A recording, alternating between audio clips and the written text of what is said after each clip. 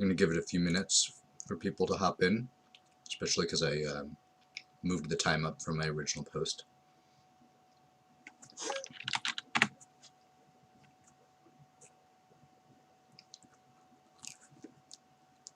Are so good that they've had to recalibrate their expectations. They're not expecting to win everything anymore.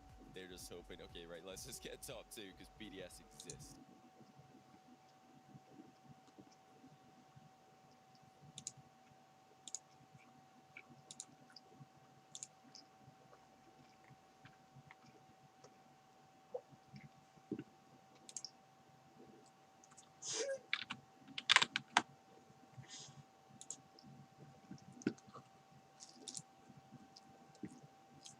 Good morning, Dual Lands.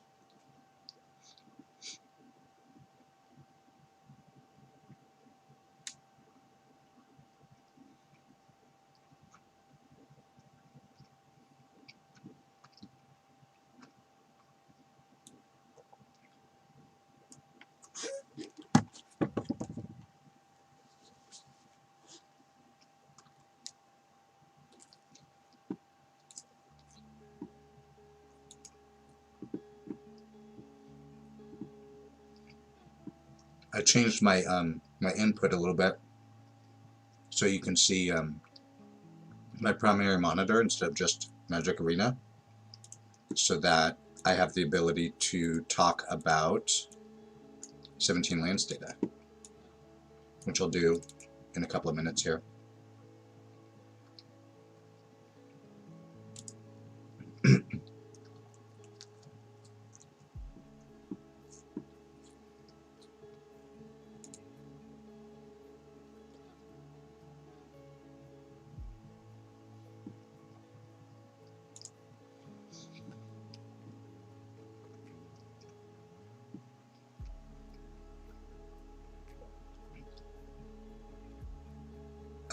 Yes, I'm pretty sure I've had green in most of my decks, but I think that's just true across the board.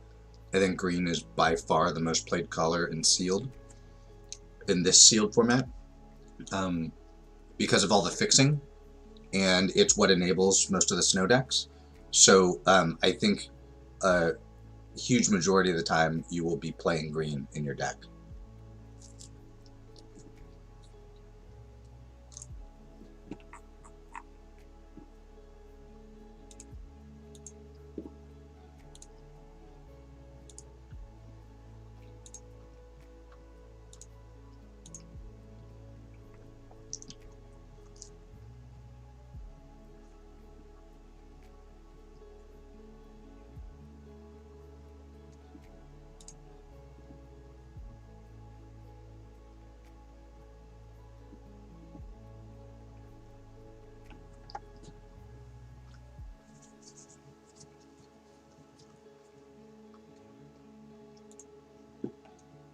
I think I'm actually going to change the music.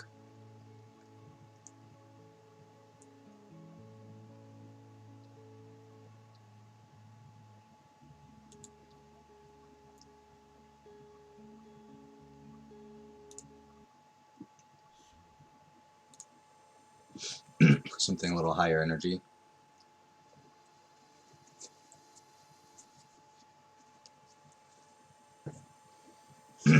Hopefully.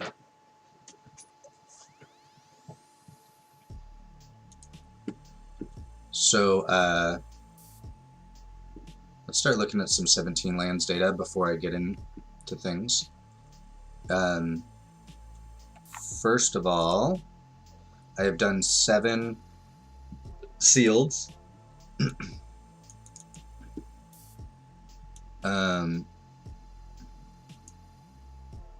Let's see how we do this here. Like this. In in best of 1, I went 7-1-0-3-2-3-2-3. And in traditional, I went 2-3-1-2-4-0.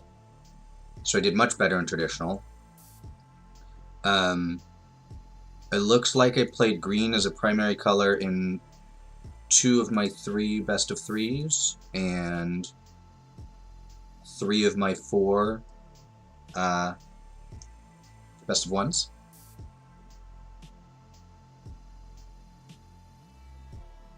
Mononoke. Wouldn't be surprised if he was playing. Angel's going to be playing too.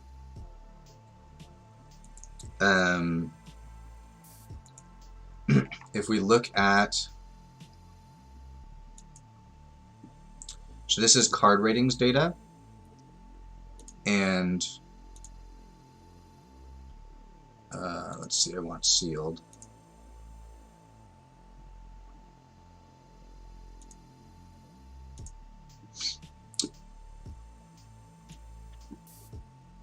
Here we go. There's the small dot of splash. Yes, it means it was not one of your primary colors. So I'm gonna sort this by win rate improvement when drawn. So basically what this is doing is it's looking at the difference between the win rate when drawn and the win rate in your when main decked, I think. Oh no, I'm sorry. The win rate when drawn versus the win rate when not drawn. And the biggest change should indicate that it's important to draw the card. I mean, obviously there's lots of other things that go into this, but this is what I'm looking at the moment. So unsurprisingly, Starnheim Unleashed is right up there with Koma, Cosmos Serpent. And then of course Kaya. Esika's Chariot is actually above all the other mythics, which is kind of impressive. This is when main decked, Eskiat's Chariot has actually won more than Valky. But I suspect that's because Eskiat's Chariot is green. But when you look at the drawn versus not drawn, the change is a little bit higher for Eskiat's Chariot. Unsurprisingly, Vorinclex is up here. You know, a lot of these bomb rares are up here, which isn't very surprising. But what's interesting is the first non-rare is Spirit of the Alderguard. Now we know that that's a really good card, and it fixes your mana, which is probably a big reason why it helps in that win rate thing. But I think that's pretty interesting. And then you have some more rares, and then the next highest non-rare is Inga, which is a little surprising to me. And then some more rares and mythics, and the next one is Arnie, Slays the Troll. So it's like a sort of like a bad removal spell mixed with a pump spell. So it's interesting that that's next. And then unsurprisingly, Glimpse the Cosmos is up there. And then you get to Clarion Spirit Guide, or Clarion Spirit rather. And then Binding the Old Gods is way lower than all those other ones, which is kind of interesting to me because this is, I think, is one of the better uncommons. But the one that I found really surprising is Run Ashore. Run Ashore is the first common on the list, and it's like the 6th or 7th common or uncommon on the list. So apparently, it's if this is in your deck, it's very good to draw it.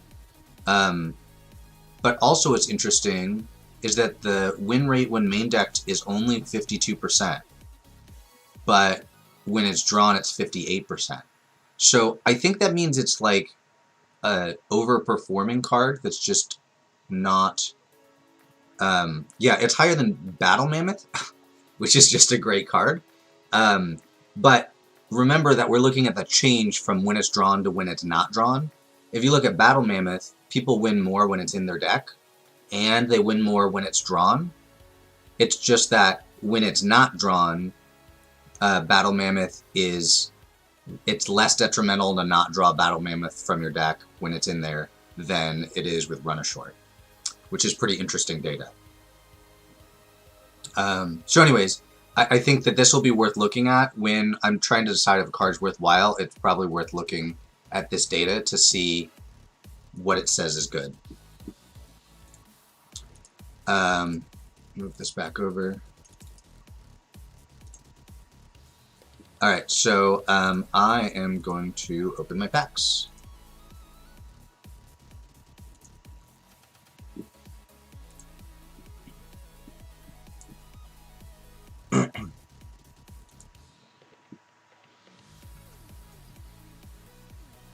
This is just a reward for playing. You get this art style.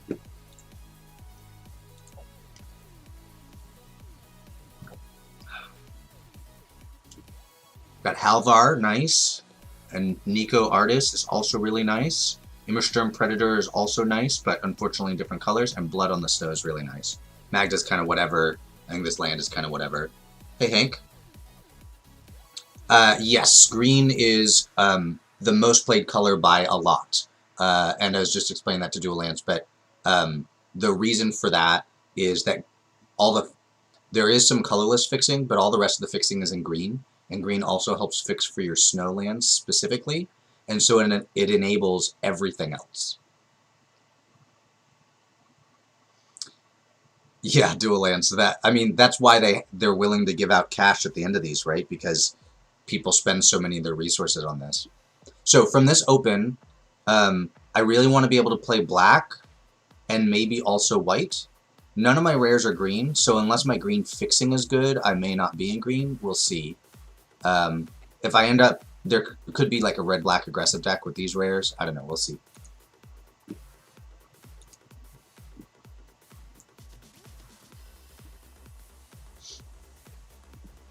Alright, so let's see what our fixing and uncommons look like. I've got one Shimmerdrift Veil. I have a red-blue, and a red-green land. I have a Narfi and a Maja, and Arnie Slays the Troll. Okay. In green, I have 0 fixing. I mean, I have just Barret Sentinel, but that's a pretty bad card. This may be one of the worst green pools I've ever seen. So green may just be out. What does white look like? There's Halvar, Bound in Gold. And the rest isn't very good unless I was like a white-red aggro deck maybe, because like I have some cheap cards.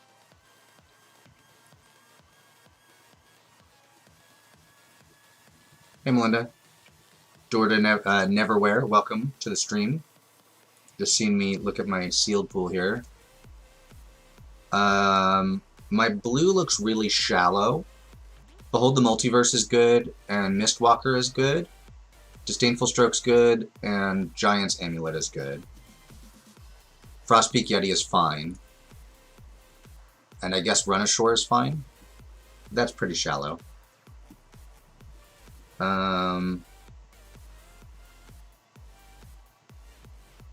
My black looks kind of shallow too, so I must have a lot of red cards, right? I have a fair number. So let's start looking at a red aggressive deck.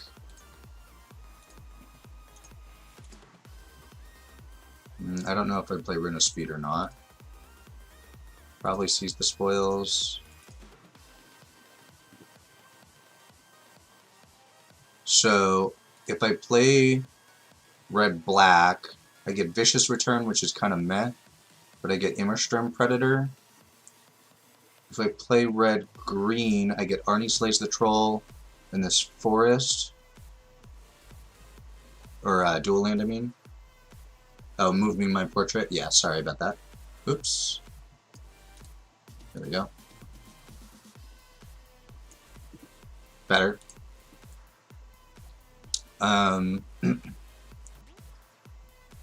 Is this a Bloody Berserker deck? Maybe. Thanks for the follow, Door Neverwhere. So let's see what red-white looks like. Because I might have a legit aggro deck here. Almost.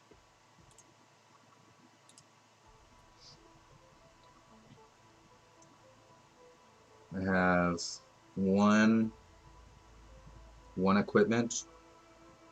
So maybe Rune of Speed makes it.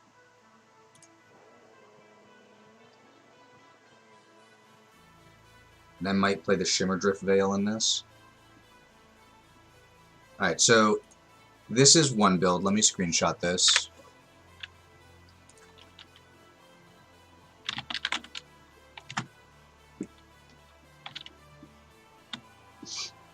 I don't know if this is exactly the right lands. Let's see. Slightly heavier red. Yeah, I mean, that's fine. So this is 1, 2, 3, 4, 5, 6, 7, 2 or less drops. Yeah, so this is a legit aggro deck. This could be a thing. So let's see what the white or the red black looks like. So the nice thing about this is I do get Halvar, specifically Sword of Realms, which can wreck some face. Alternatively, in red black, I get the Immersturm Predator.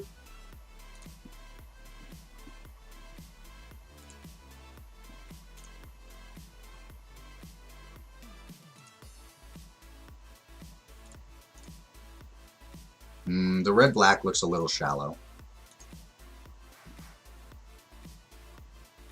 I mean, I'm probably playing a Dogged Pursuit at this point. I don't really like the Dogged Pursuit or the Koma's Faithful. Bloody Berserker could be fine in this deck, but I'm still short 2 playables. I could play, like, Blood on the Snow, I guess, with 3 snow lands. But I guess I could play, like, Raise the Draugr. What do the creature types look like? I have 8 Berserkers. So yeah, I could play, like, a Raise the Draugr, maybe.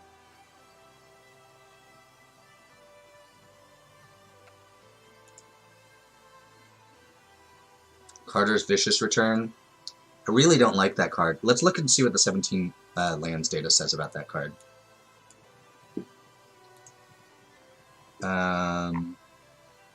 Name.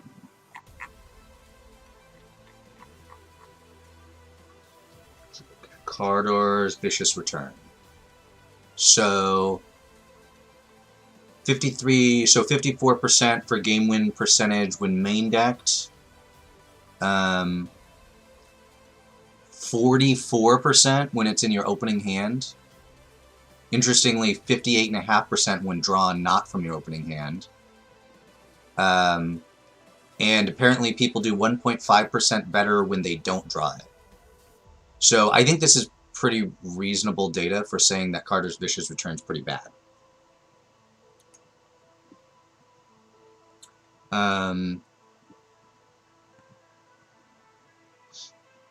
What do we have to sack to it? It's a creature, right? Yeah, it's a creature. Yeah, I mean, I don't really have anything I want to sack. This deck just feels worse to me than the red-white one. It feels like it's on the same game plan, and I get the Immersturm Predator, but I lose the sword. So this actually just feels worse. So, like, do something like this, and at that point, like, maybe I'm playing this tapped snow land as well. In an aggro deck, you don't want to splash. Oh, actually, sorry, Shimmerdrift Veil would be better than Highland Forest here. The problem with splashing in the aggro deck is, like, then you have to play some tapped lands, and you have a chance to, no, Mononoke, we were looking at this deck, but I don't think we're going to be red-black. Also, welcome to the stream. With the aggro decks, playing the tapped lands and having the chance to strand cards in your hand is really bad, because you're really just trying to punish people for doing all of the things that they want to do. I will still screenshot this, but the only way I see wanting to play this is, like, maybe if my opponent is also an aggro deck, and I still want to be aggro, but I want Blood on the Snow.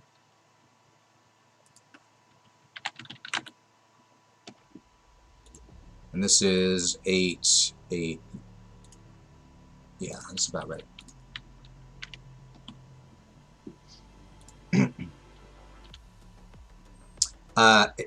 I think we're gonna be on red-white here, but I'm gonna keep looking at my builds.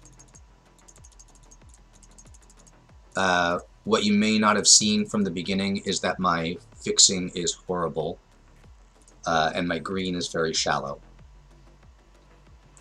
So we decided that my best cards are black. There's a white card, there's a blue-white card, there's a red-black card, and there's... Do I have another black card? What's my other... Oh yeah, Blood on the Snow. So let's just put all my best rares in and see what that looks like.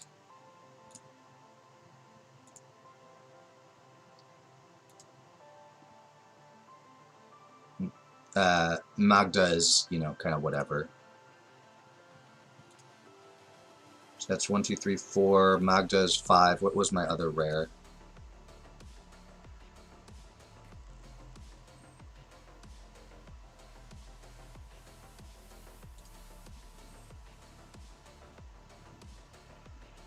The land. Oh, the land. You're right. So, unfortunately, this is 4 colors. And my fixing is blue-red, which could help fit these two together, and green-red. Green's not even one of the colors I'm looking at right now. And Shimmerdrift Veil. And that's it. That's all my fixing.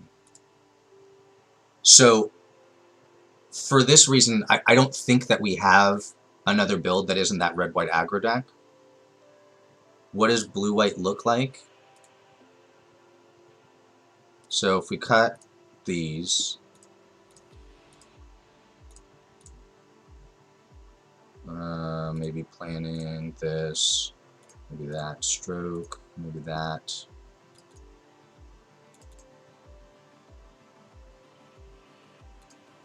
Do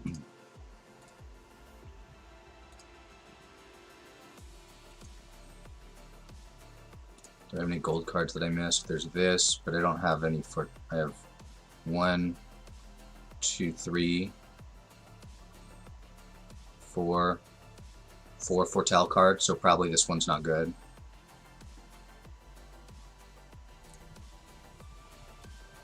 I'll play the Shimmerdrift Veil. So I'm like 2 playables short, but like, once again, this skews aggressive. And like the only reason to really do this is because I could play Nico Aris.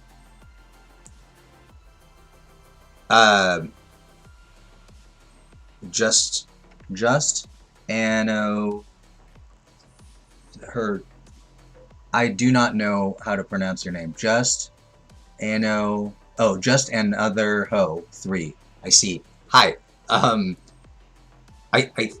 So the only reason to play the blue here really is the Nico Arnis. And this is still skewing aggressive, but it just does it worse than the red-white deck.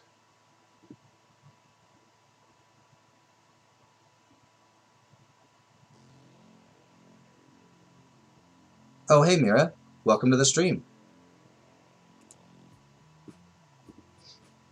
Okay, so I think this is going to be the red-white deck, and I don't think it's very close.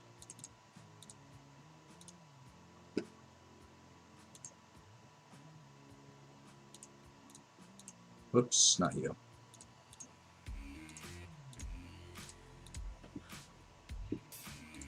And I guess we'll see if I have a reason to play the Snowlands. 1 second. You and you, I think. I had Warhorn Blast in there too. Let's see. Cleric, Fallen, Fearless Pup, that.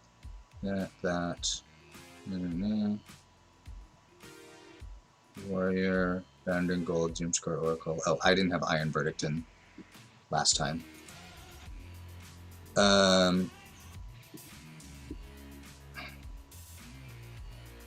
Okay, so I could play 3 Snowlands, 4 if I want to play this tapped land. I have Frostbite that cares about snow. And that's it, right? Yeah.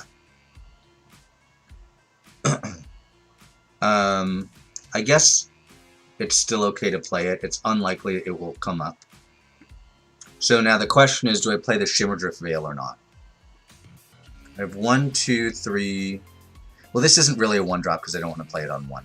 So 1, 2, 3 and a half 1-drops. How bad is the tapped land for me? Versus how good is the fixing? My mana requirements aren't bad. I only have 1 double color spell. Even if you count the sword, you can count the sword as a double color spell if you want to like play it and equip it.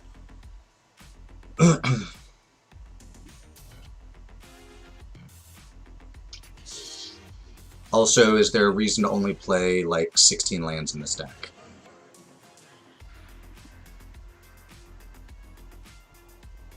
Dual lands, I feel similar. I'm leaning towards not running the dual.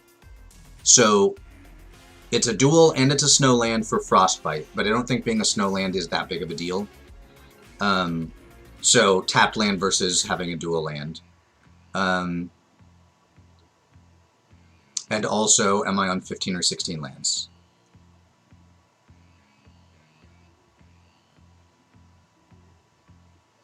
Seize the Spoils makes me want 16 lands a little more. I'm sorry, 17, because I can discard 1. Magda makes me want to run 16 lands a little more, because it gives me treasures. Do we have any other dwarves?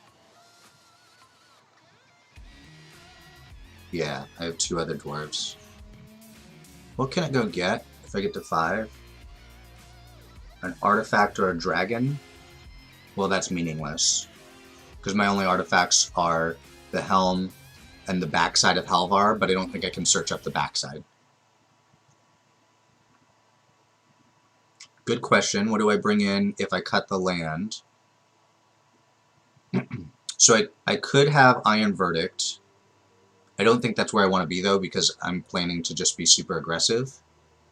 I could play Shackles of Treachery, but that doesn't seem very good to me either. And then there's, like, one of these vehicles. So that's a fair point. There's probably not something good to bring in instead. So, is that an argument for playing the dual land? If I'm kind of looking at 16 lands anyways, it's not really an argument for playing the dual. I basically don't... If I have a 1-drop, I don't want the tapped land. And regardless, I don't want the tapped land on 2. It may not be so bad on 3, but I may not want it on 3 either. So right now I'm at 9/9 mana base, but I can go to 9/8. And I'd probably lean towards red, I guess.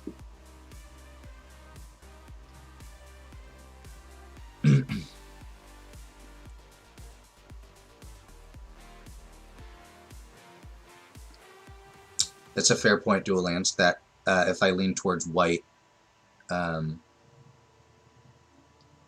makes it more likely that I can boast the Usher.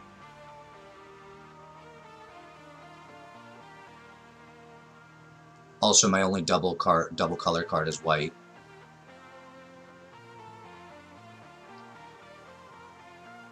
Alright, I'll do that. I'm going to be off the tap land. You know what I'm going to do, though? I'm going to pick a different picture.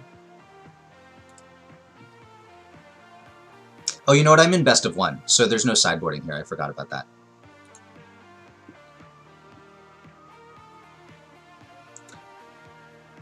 So, if I draw this Plains, specifically this Plains, then it could have been the tapped land. So let's see. Why do I have too many cards? Oh. 6, 7, 8. 6, 7, 8. 7, 8, 9. Ah, I have 1 too many mountains. There we go. Alright. I'm going to move my picture back.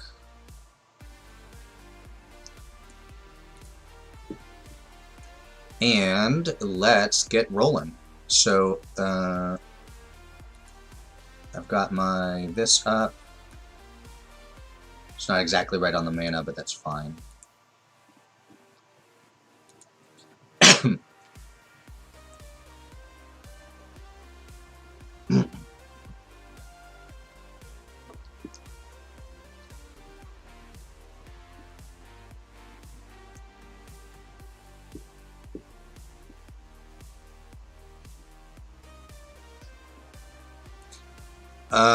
Sure.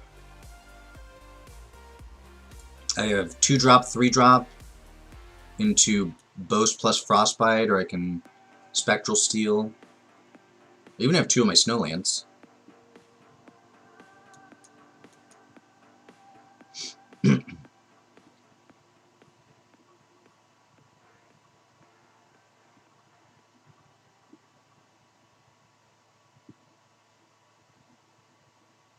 Oh, that's a good one.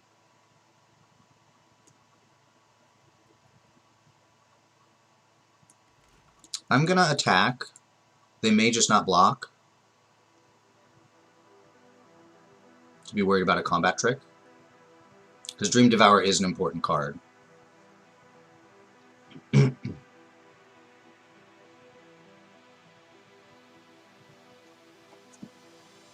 Nice.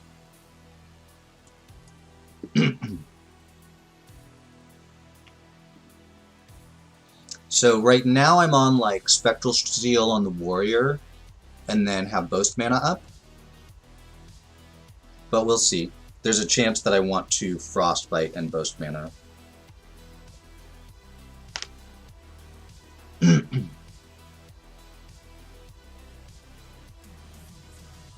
Ooh, interesting. Run amok.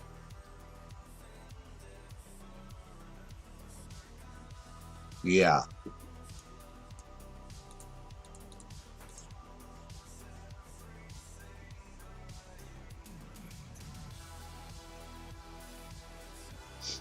Please block.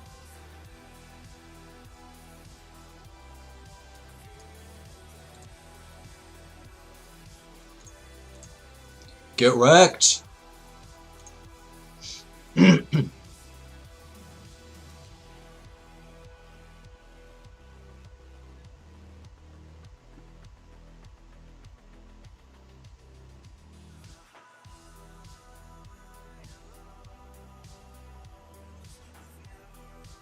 Alright. So I guess I'm Spectral Stealing my other creature here. Land was definitely not what I wanted to see there.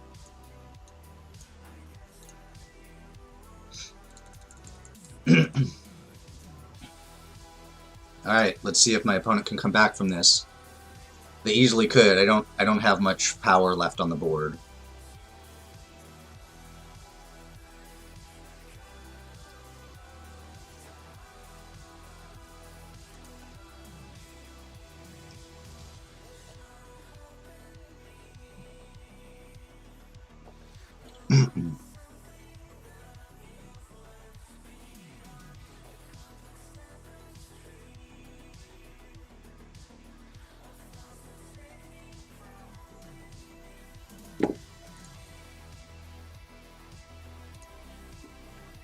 Ooh, Craven Hulk, that'll help.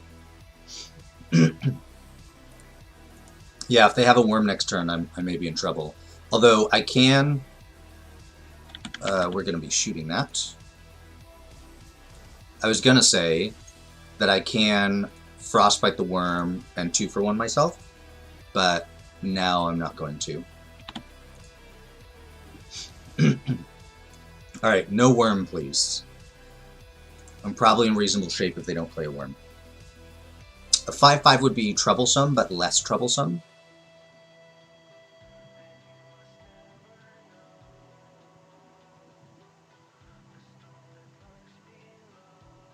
Packmate is okay.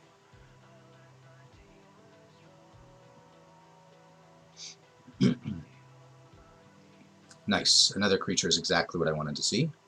So they trade with the Shieldmate. They go to 2. I'm left with a 1/1 from my Shieldmate.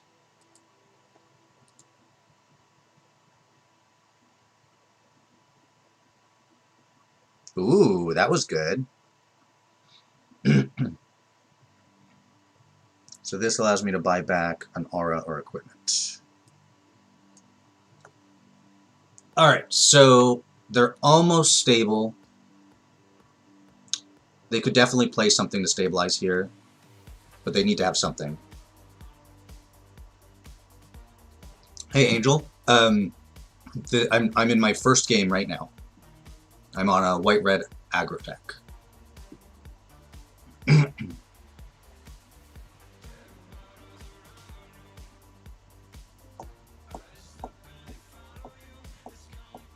Ooh. Alright, they're stable. Does that change anything? It doesn't, right?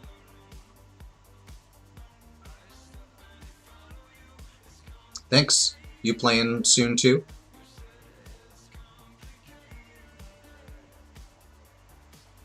So, if I put the Runa Speed on the Shield Mate, they can eat it with their zombie, and then eat the 1/1, and I eat their 1/1. That's not good.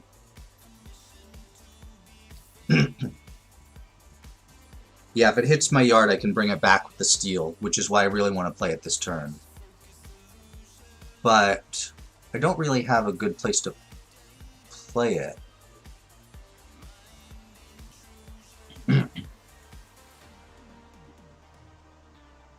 I guess I'll put it here. See what I draw. Plains is not what I was hoping to see.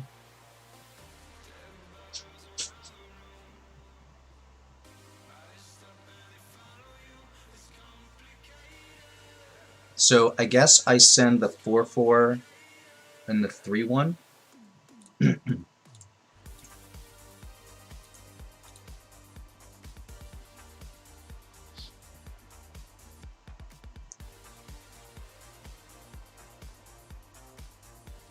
Why would they trade that instead of trade their Disciple? Maybe they're worried about run amok?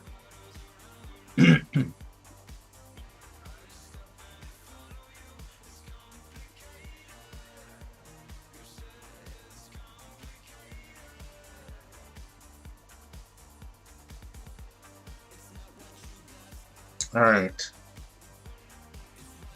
I'm gonna play this land.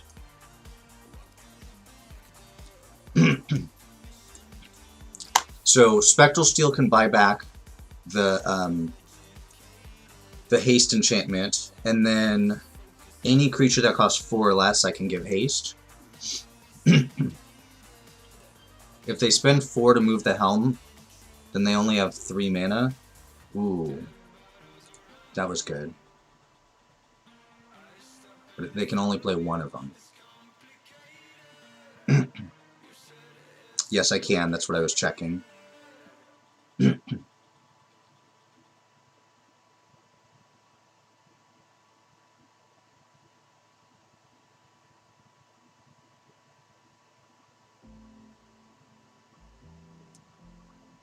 Sure. Alright. Creature.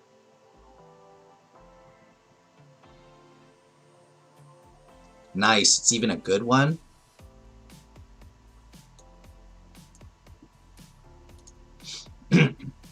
Do I have a Ravager in my deck? No, I don't. So if I send everybody, they chump with Devourer, they eat a token and go to 1. Alternatively, I could just not send the tokens.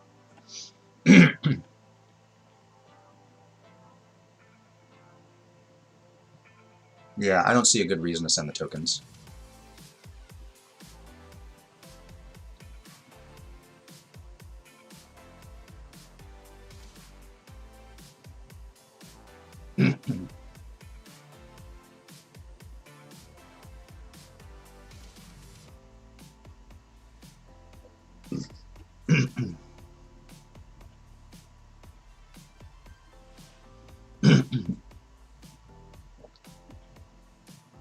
Alright, so they've got the 3/2 left over.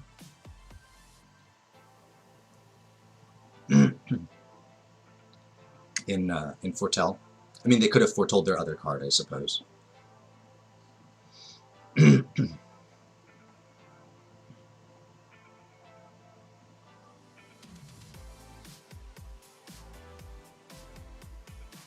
Oh, okay, so they definitely have their 3/2 available to them. I really want my red equipment. Ooh, or a haste creature. That'll do it.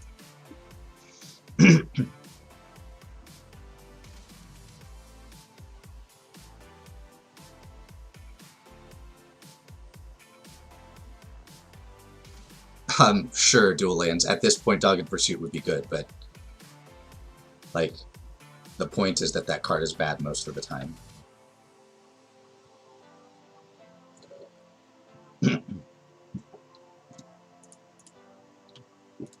All right, 1-0. They almost got back to stable. Luckily, they didn't draw any like board wipes or even a worm would have just wrecked me.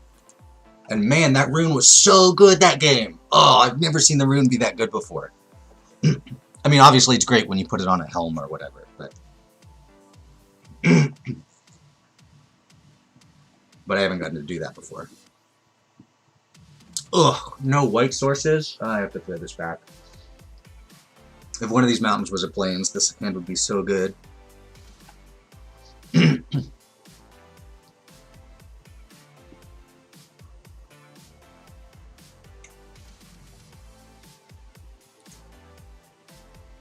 Alright, this is good. I think Seize the Spoils is going to the bottom here. I don't have a particular need for that.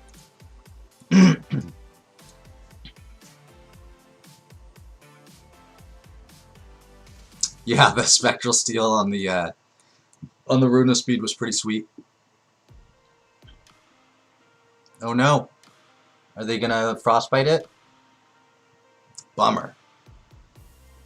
Well, that makes my hand a lot worse.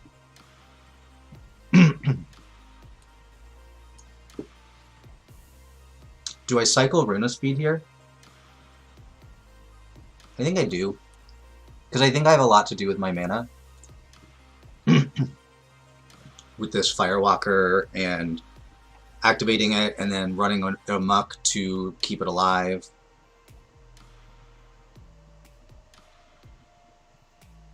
Careful, guys. My plains has haste. Alright, well they have their own Firewalker, which I am not stoked about. I can't trade with their Firewalker here.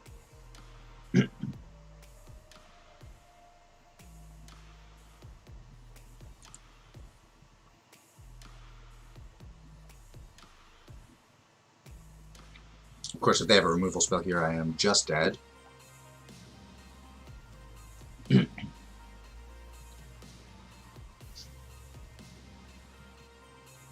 Oh, Svella. It's a good thing I've got to run amok then.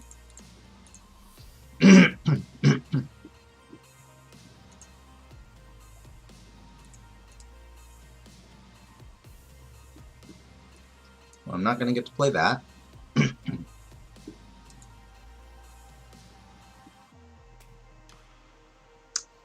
And I am mega flooded. I need to draw no more lands the rest of the game.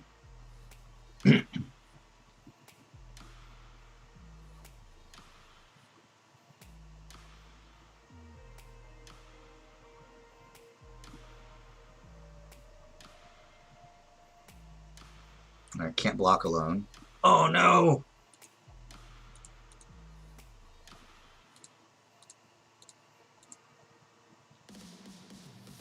Ooh. So do I play that as a 4/4 here? I think I do. Because I need to be able to block their Firewalker. And if I draw one of my enchantments, then I'm actually just in good shape. Oh no!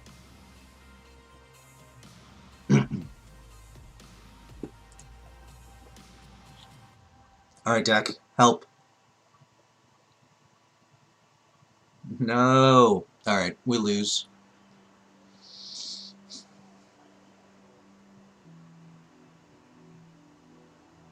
We can go to 1, and they get another activation on the Firewalker. Yeah, I just die if I do that. So, I guess I'm just gonna Firewalker and hope to draw something.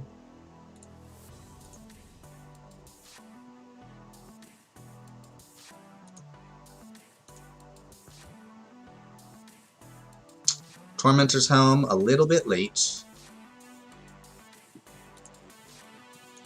I won't give him the good game yet. Bluff like I can do something.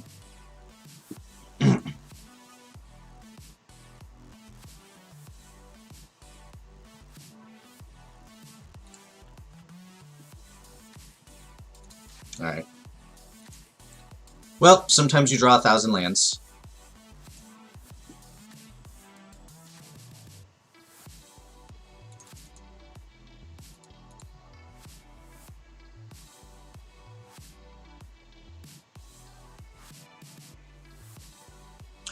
Dual lands, it wasn't just who was on the play. If the Firewalker definitely made a difference there, but that game would have played out exactly the same if I was on the play and they just didn't block.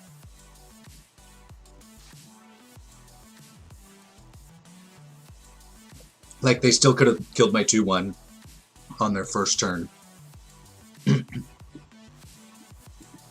It was that I got mega flooded. Sure. I do want to draw 1 land in my first 2 draws.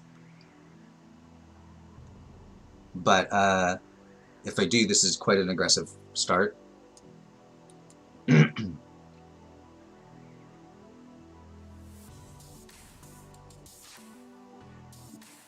Nice.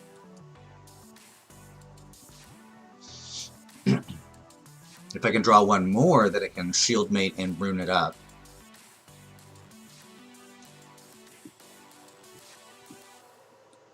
That's good too.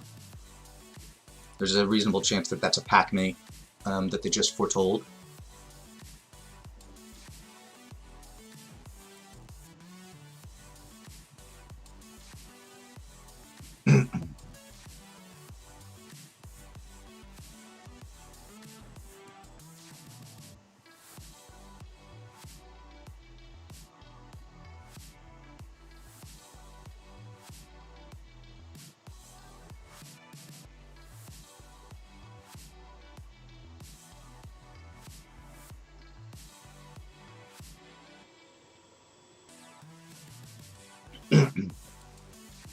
Nothing, huh?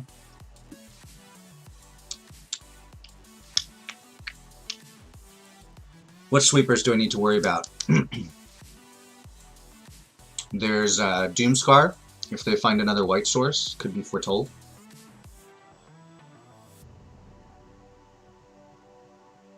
No, I mean, I'm just gonna keep running creatures in.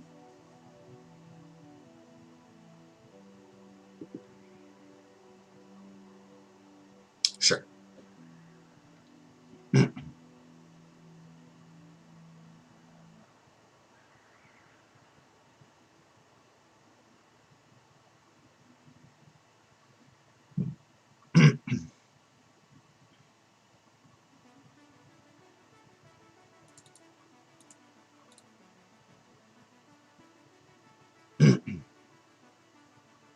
Yep, does answer that question. That's a problem.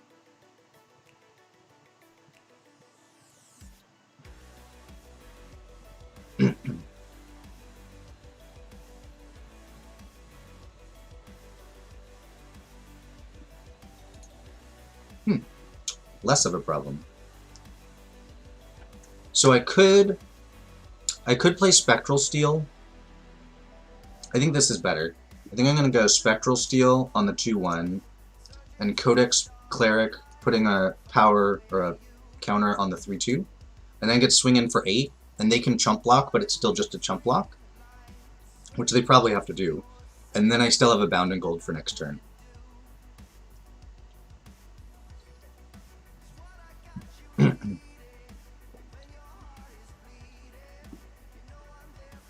So with my Bound in Gold in hand, I think they basically need a board wipe here.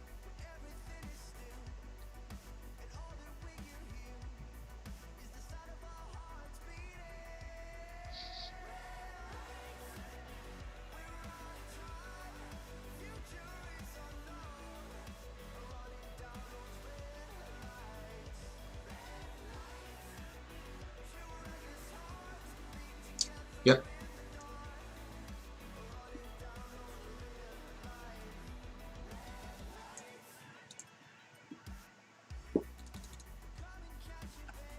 I got stuck at 3 lands that game too.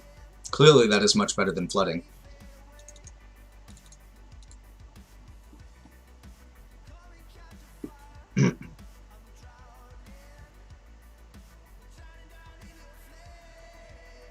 Yeah, well, sometimes aggro decks get to do that.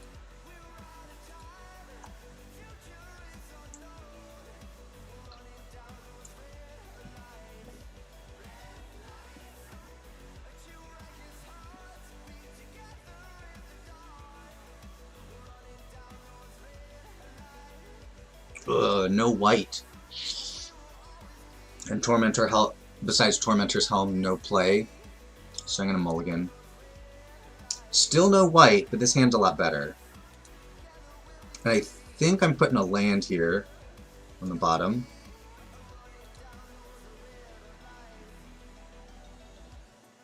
My opponent was on 5 lands at the end of that game.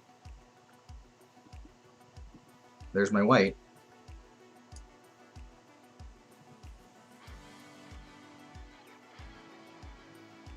I don't think my opponent missed a land drop.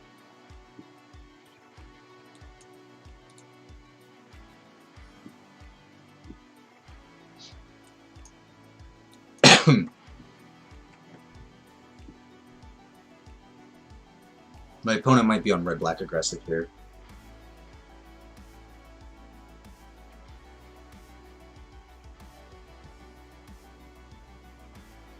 Mulligan rules are different. So they changed a couple years ago, but the rule is you mulligan up to 7 every time you mulligan, and then once you keep a hand, you bottom X cards to where X is the number of times you mulliganed.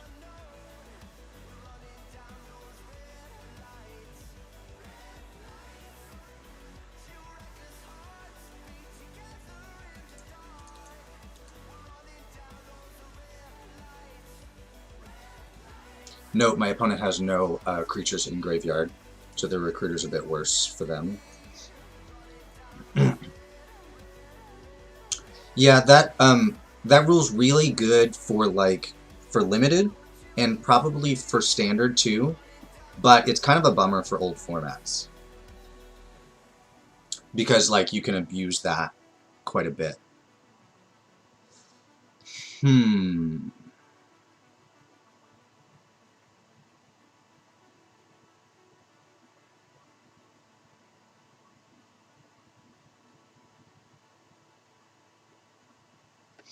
So I can just send with the plan to activate Firewalker. They probably trade their Reaper for Firewalker, and maybe their plan is to send for 3 and buy it back next turn.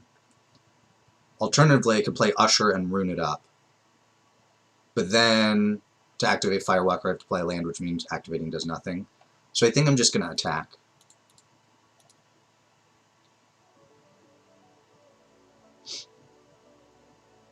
Alright, let's see if I can hit exactly Run Amok. Oh, Run Amok's not actually that good here. Never mind. Ah, Craven Hulk! That's a bummer. It's like one of the few cards I couldn't play.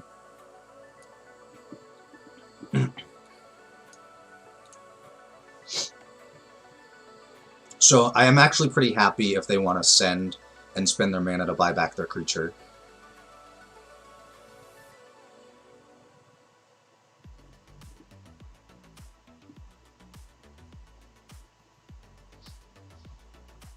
No blocks.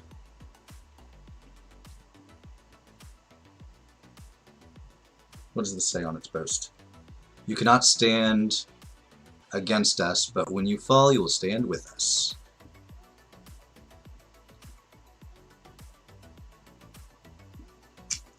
Alright, what is my plan here?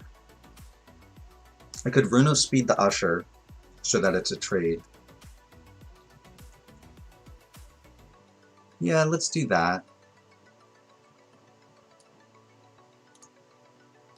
I can still play this land and have Warhorn Blast up or the Boast. Ooh, Run Amok. which is less good right now because of that rune, which gives Death Touch.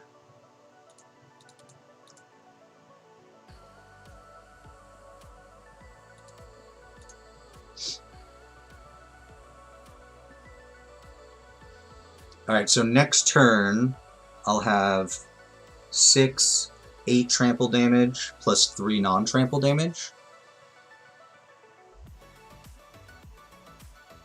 So they have to play a land here to even play a blocker.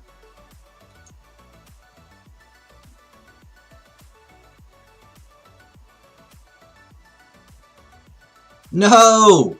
No! That was really bad for me. Oh, but that was really good for me.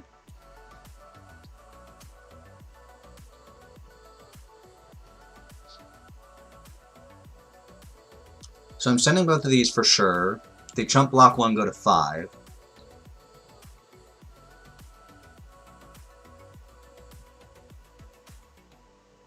Or I could send the 1/1. They could trade it, go to 2.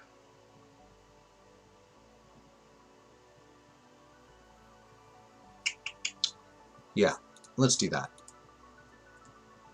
My thought being that Warhorn Blast makes my Breakneck Berserker survive their rat.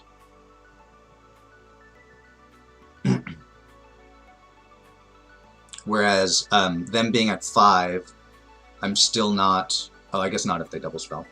I'm still not at lethal with the Warhorn Blast. Seize the Spoils was not good there.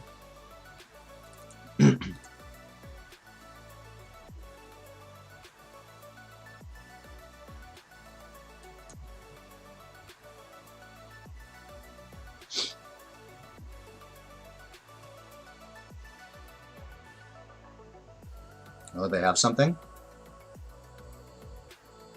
Okay. That was actually quite good there. Oh, and they had nothing! Nice!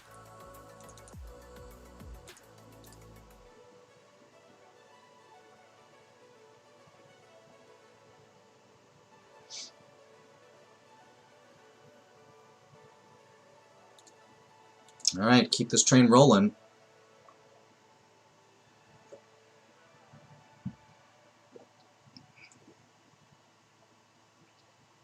Yeah, I mean, like, if this deck's doing its thing, my life total is always irrelevant.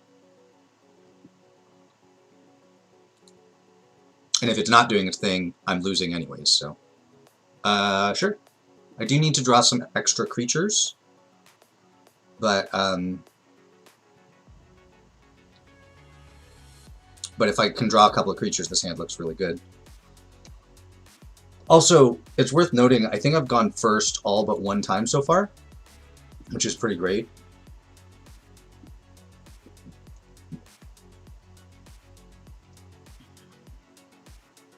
There we go. That's another creature. Yeah, agreed. Craven Hulk was one of the very few things I couldn't cast on that one turn. Off the top. But, yeah, I still got there.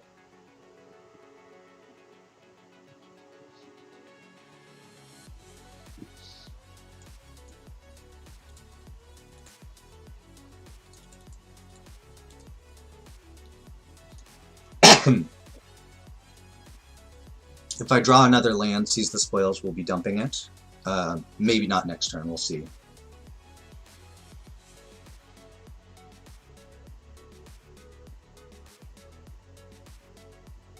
Oh, they're just going to foretell somewhere?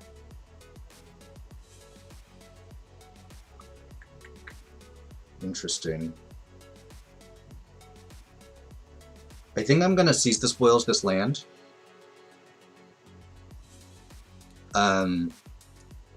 Because I do get a treasure. So if I hit a land like that, I can still play Magda or Run Amok. Alright, what sweepers are there? There's Doomscar, if they draw another white source. There's the -3/-3 to everything except a creature type.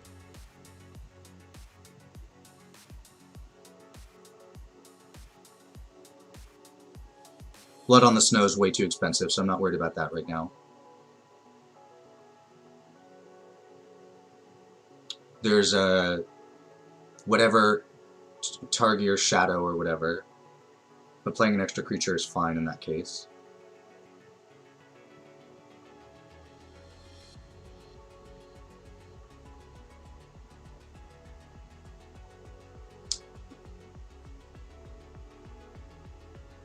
I'm just going to play Magda. They could have a Doomscar here or that other rare. And I do actually have enough to Magda, Runa Speed it, and then run amok next turn, but I wouldn't be able to play anything else. Alright, that's fine. I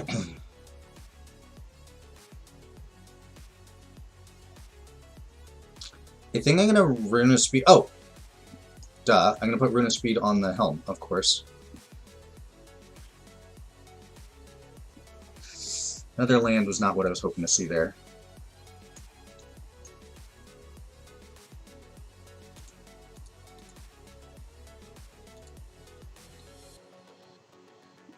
Alright, run amok.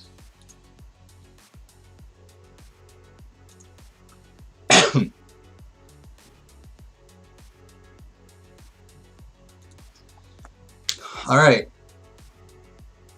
My opponent could stabilize a bit here. It's worth noting that the Tormentor's Helm does give haste. Well, they weren't technically dead, but I'll take it.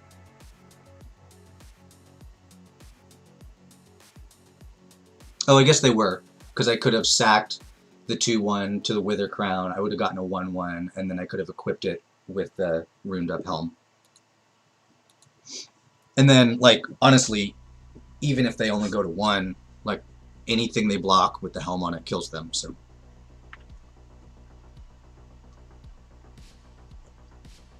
It did look a little bit like a shame scoop there. Well, I mean, sometimes when you have an aggro deck and your opponents don't stop you, it looks easy. Yeah, this is good. Fearless Pup plus Helm and Equip on turn 2. I do need to draw a land. Is my opponent on the play? I think so. It also helps that I've been on the play a lot.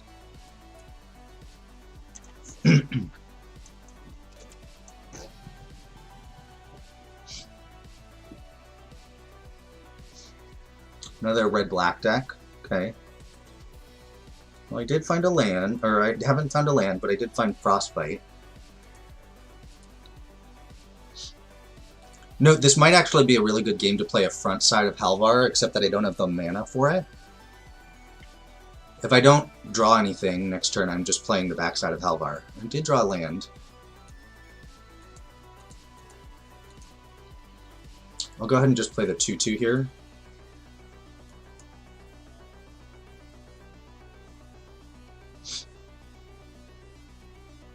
I do really want to draw another land. Oh, Tergrid Shadow got me. Alright, so... Well, play Craven Hulk. Question, you're not playing an aggro deck. Do you recommend going second in Sealed Kaldheim? I wouldn't ever go second in Sealed Kaldheim in the dark. That said, if you know, if you're in best of 3 and you know you're both like the snow derpy deck, then yeah, I would.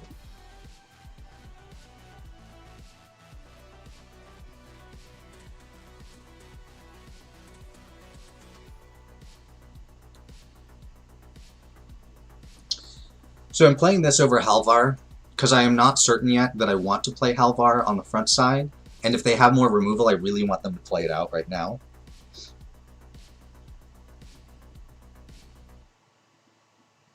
Yeah, see, like that. It appears that they are removal.deck.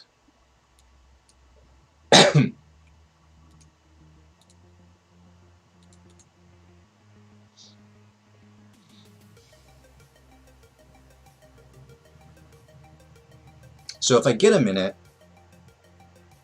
Oh no, that breaks my equipment.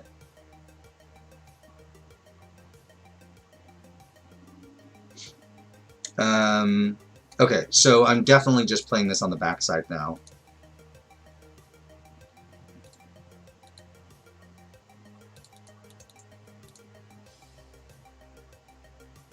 Yeah, much better to lose the helm than the sword, agreed.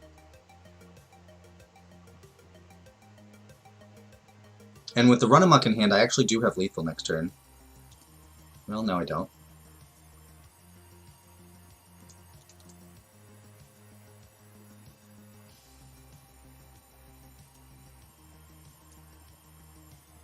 Should I move the sword? Yeah, I think I'm going to move the sword. My thought is they're both lethal, but the Usher puts more creatures onto the board.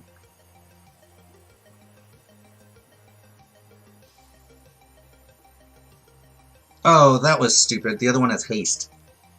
Oh well.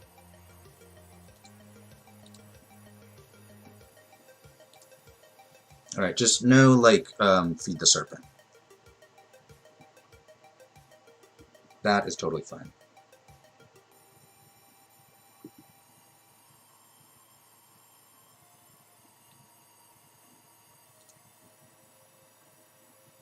I could play the Spectral Steel. No, I'm not going to do that.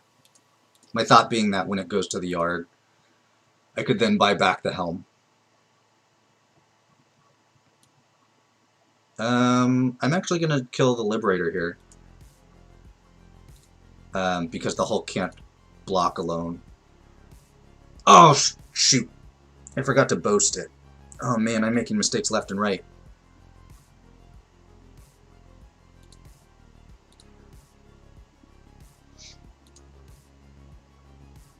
Hopefully the sword is so good it doesn't matter.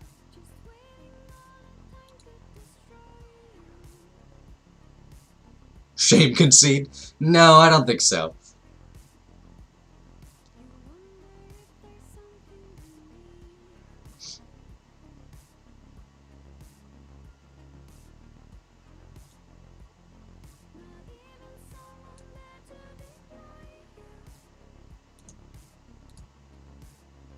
Ha ha ha ha. Give it haste. Go. Alright. Well, you got to see how awesome the sword is that game. I messed up twice. And I still got there. And also, now that I think about it, I should have put the Spectral Steel on so they could get both their creatures when they blocked.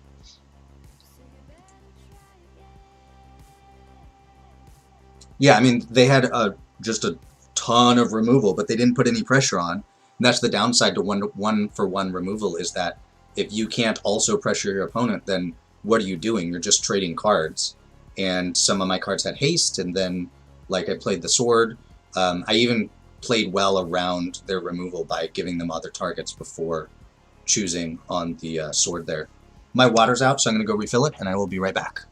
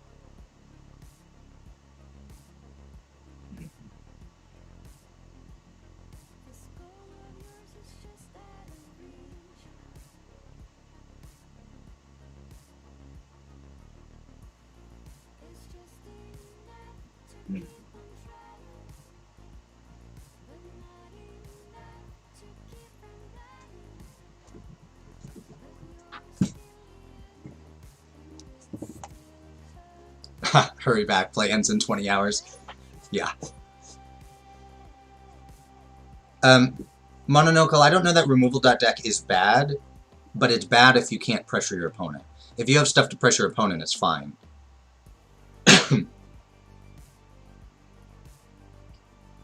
It's also possible they just drew all the removal spells and none of their creatures. Like, what if that was every removal spell in their deck, or most of them?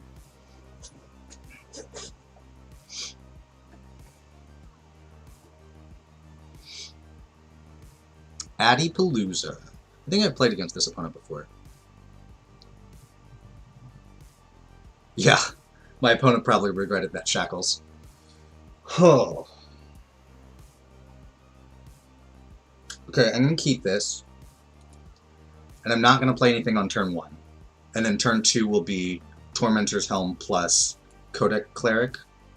Or Code Spell Cleric. And then the Cleric will put a counter on itself. I do need to draw some creatures here.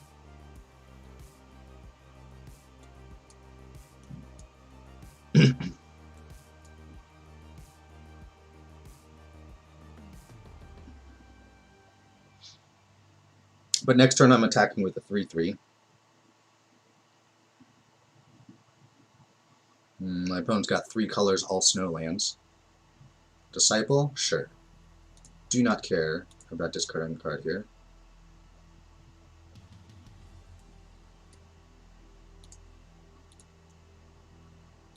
Get in there.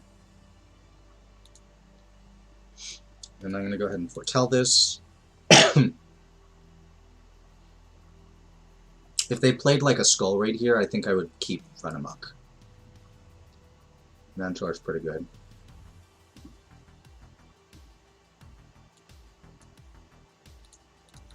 So notice I can Frostbite without Run Amucking.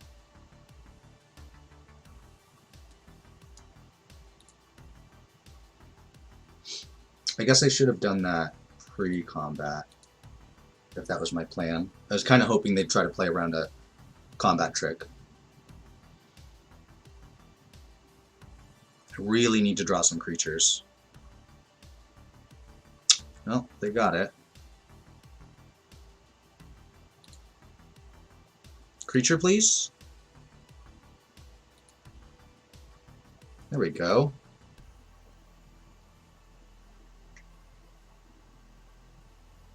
I don't think there's a difference between the Hulk being a 5/5 and being a 4/4.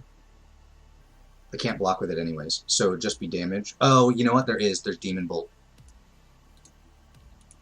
I was trying to decide if I wanted to play my land or not.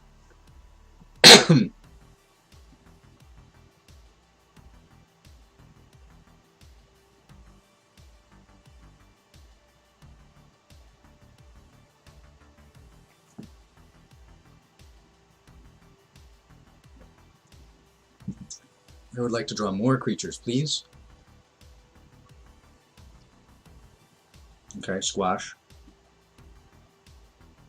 Ugh, not a creature. Alright. Starting to get behind here. Creature, please. No, not from you. I want a creature.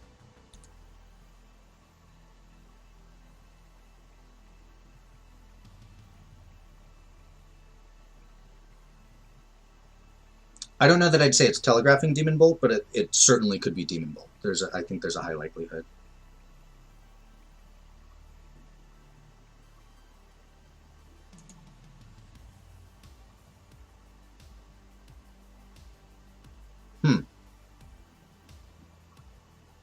Well, I have to play a creature, right? So let's play this and equip it. It will be a 5/5 double strike. Hopefully they don't have a removal spell. They've already played 2 squashes.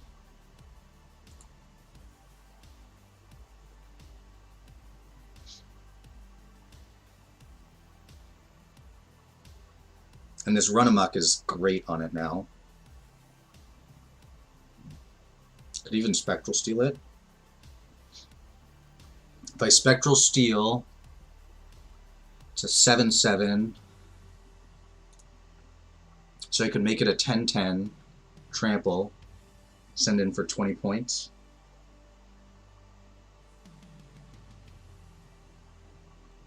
Yeah, it is lethal, depending on how much they block with.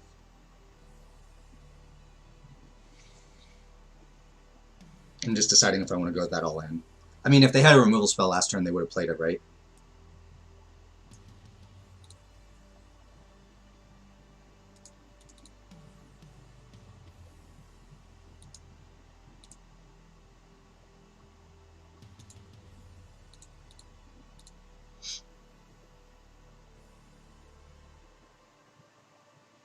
Haha, die.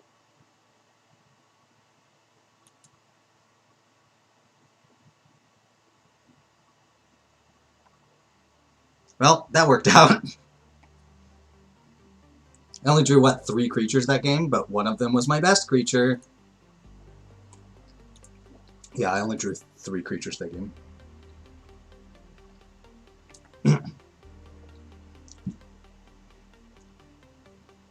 I mean, I think that's the right block for them, because if I have Run Amok, they're dead.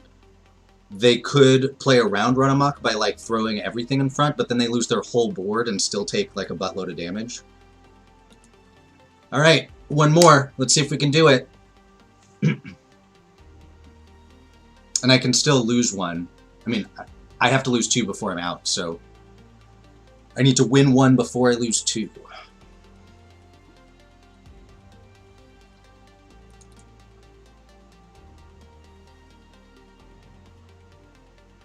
Yup. 1, 2, 3 drop. I am on the draw.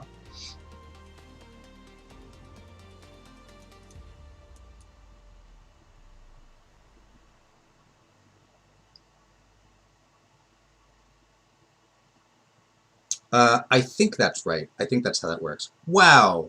That card is terrible, but it wrecks me right now. Ugh. Wrecks me pretty hard.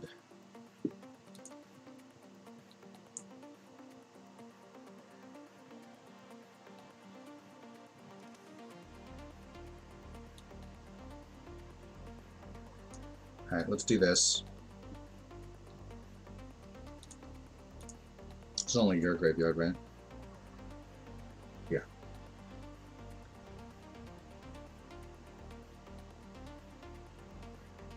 Immersturm Predator. Well, I have the answer for that.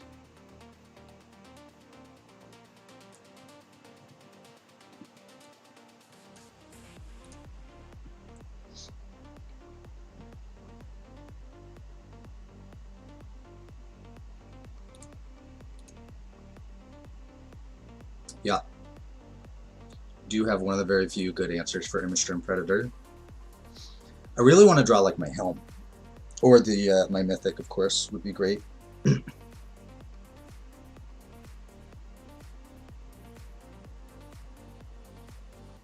Oh, that's not bad. Okay, so worth noting, I don't want to play too hard into Blood in the Snow. Blood on the Snow, rather.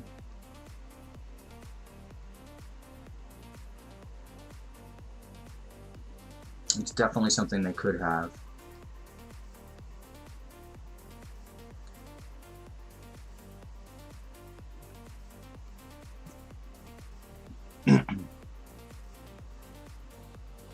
So I'm going to play Magda. It pumps up my Berserker here. But I think I'm going to hold the Firewalker.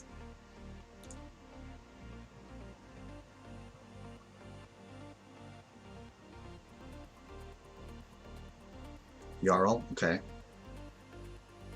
Alright, well now I'm not going to hold the Firewalker because I can't attack past their 1-3 anymore. Just hope they don't have Blood on the Snow, because that's a disaster for me.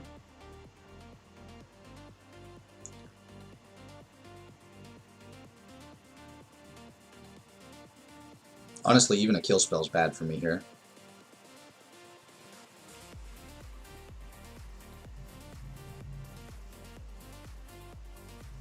It's amazing how good Vault Robber has been this game. This is probably the best Vault Robber has ever been in the history of that card.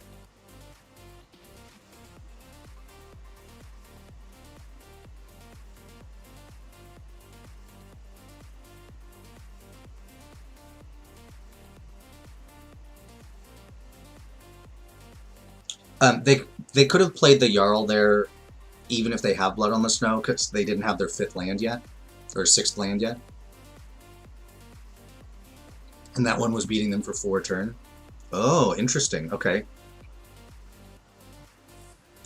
Runa Speed, that's pretty good here, I think. Because I can do this. And now this can attack into the Vault Robber.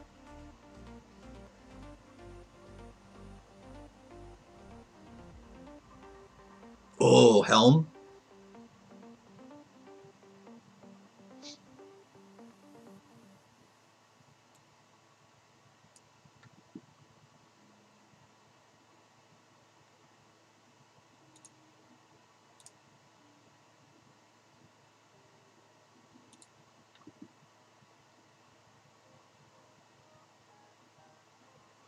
So I'm actually okay attacking with the Shieldmate here. They can eat it, but I get in for 9.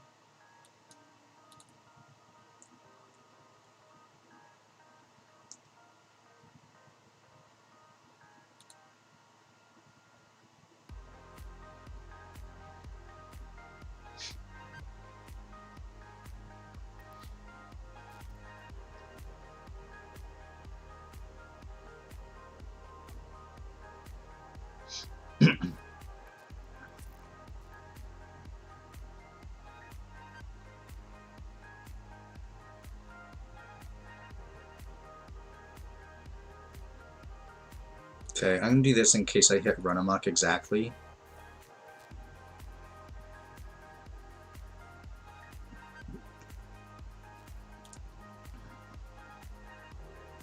Which I didn't. Once again, I hit Craven Hulk and can't play it. It's unfortunate.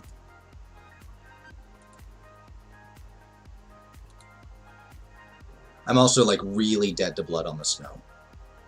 Because then I have literal nothing and they can start making 2/2s. But there's nothing to be done about that. I'm also really dead to the -3/-3 rare. Craven Hulk I am not really dead to.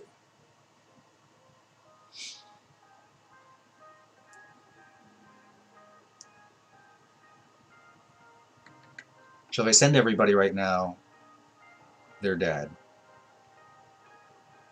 And no, they can make a Changeling.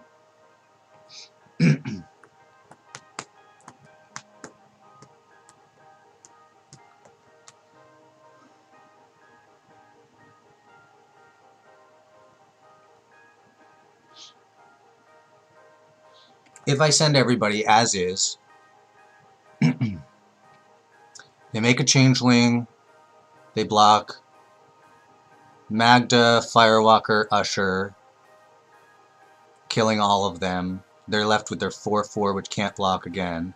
I get a 1/1 and a random card. And they take 2, going to +1 from the helm. They take 3, going to 2 when I'm left with 3 1/1s and they're left with a 4/4. Yeah, that seems good enough.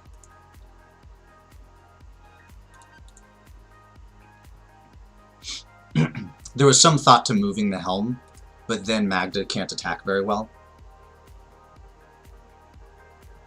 There's also a chance that I just get Trumpet or Run Amok and just win here. Off the top with Firewalker.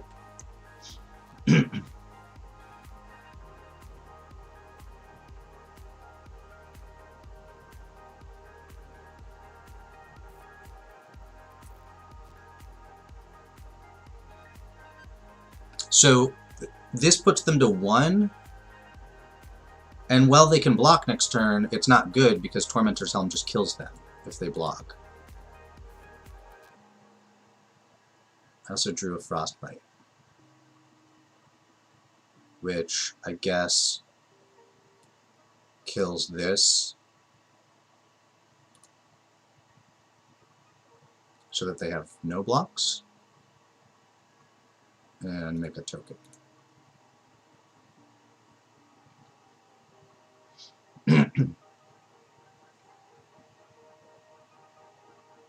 Alright, once again, Blood on the Snow.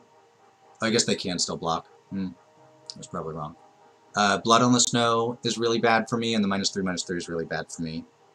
Yeah, they're dead to Helm, but only if I have a creature to attack with. Given that the -3/-3 is a possibility, I actually probably should have killed the Craven Giant. Or Craven Hulk, I mean. Because that survives the -3/-3. And it gives me less time to draw a creature.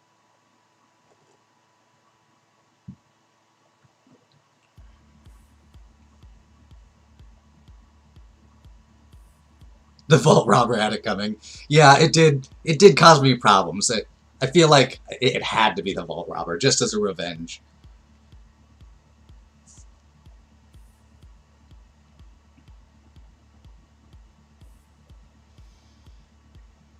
Alright. Let's go. A removal spell could make this real bad for me.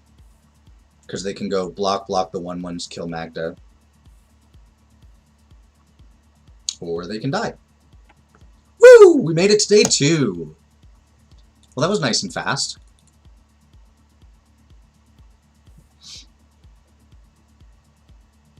So I actually have the house to myself until like 11, I think.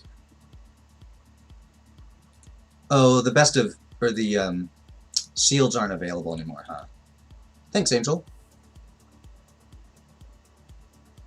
Join between 6 and 8 a.m. Let me see if the seals are still available.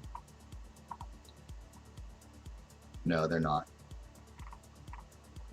Alright, well, I'm not going to go back into the open just to play. So, maybe I'll play a bit of Standard to practice. That was a lot faster than I expected. It's been less than an hour and a half. I think it was like an hour and 20 minutes.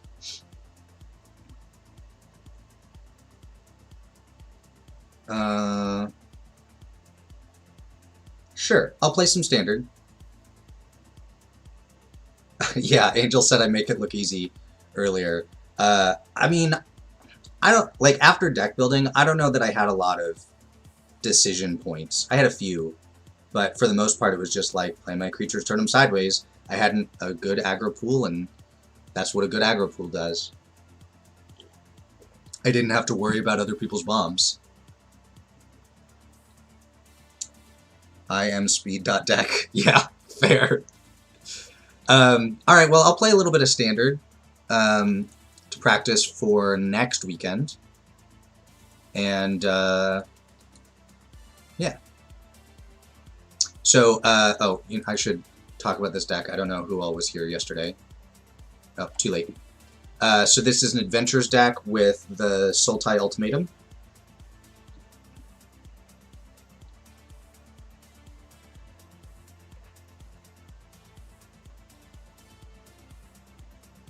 You're right, there were some decisions that I made, all of them poorly, so there you go. Yeah, sure, seems keepable.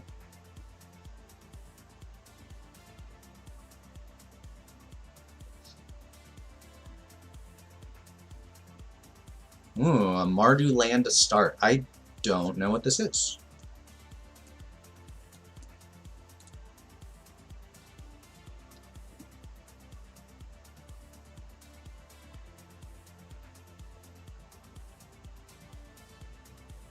Oh, it's black-red sacrifice.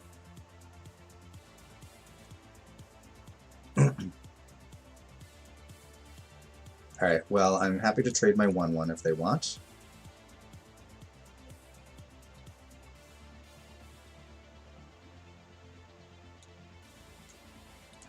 Alright, I'm going to play Innkeeper, hope they don't have a removal spell. If they don't, I get to Lovestruck Beast and draw a card. If they do, maybe I just Cultivate instead.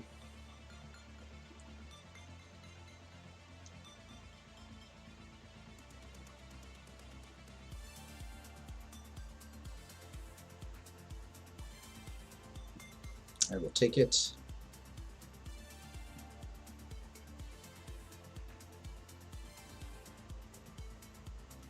Okay.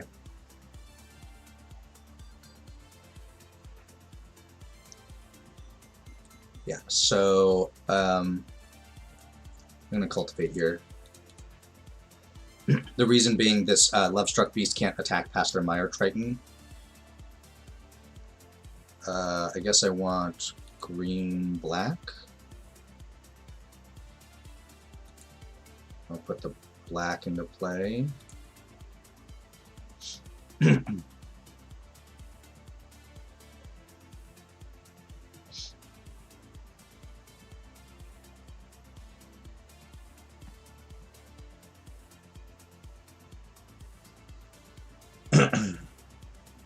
So I think Fae of Wishes may go granted for the remove a card in a graveyard.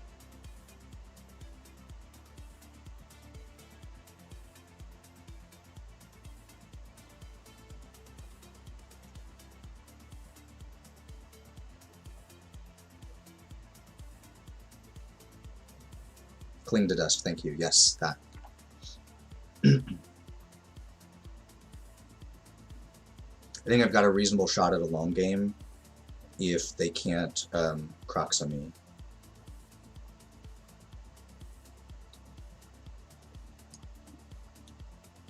So granted, go find Cling to Dust, get Croxa out of there. And now I'm not going to attack. I'm just fine trading with the Mire Triton at this point. Alright, good. They didn't mill another Croxa.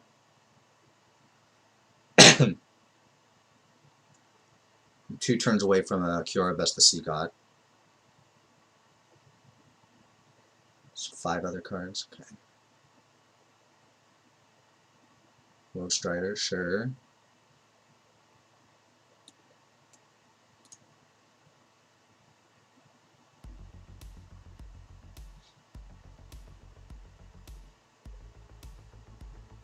Another land, not exactly what I was hoping to see.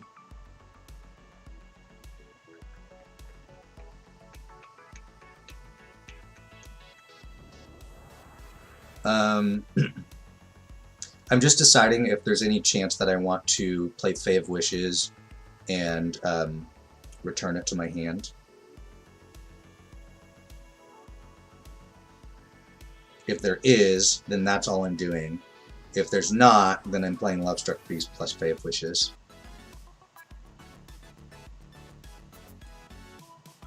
I guess there's not.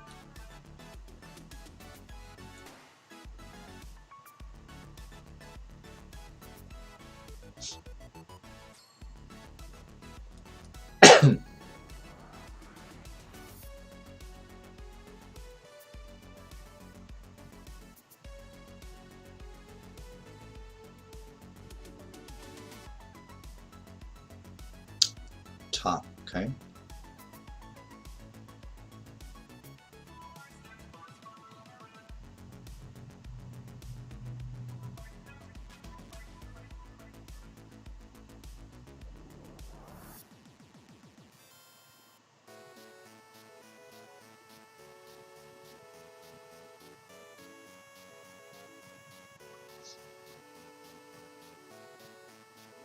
Well, I get to block that.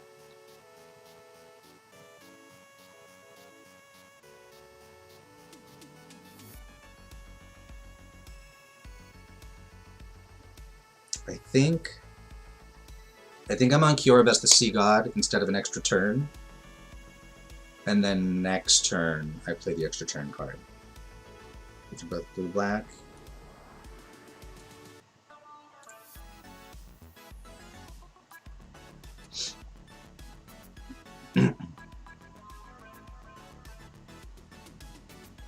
Could be a bummer if they play a removal spell on Fae of Wishes, because they can then swing with Rankle and make us both sack, and then I have to sack Lovestruck Beast, but what do you do?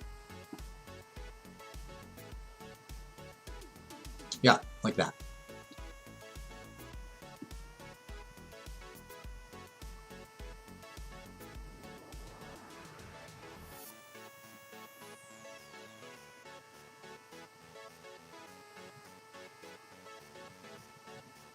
It's true. Next turn does get me all the way to phase 3 on Kiora-Best the Sea God. I am happy to be discarding a card. Helps fill up my graveyard so I can cling to dust again. And I'm holding a bunch of lands.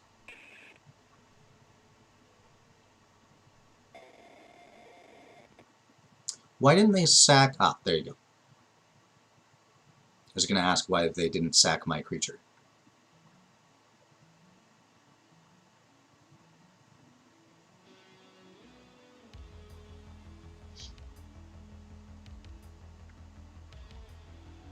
Another land, definitely not where I want it to be. Right, so let's attack.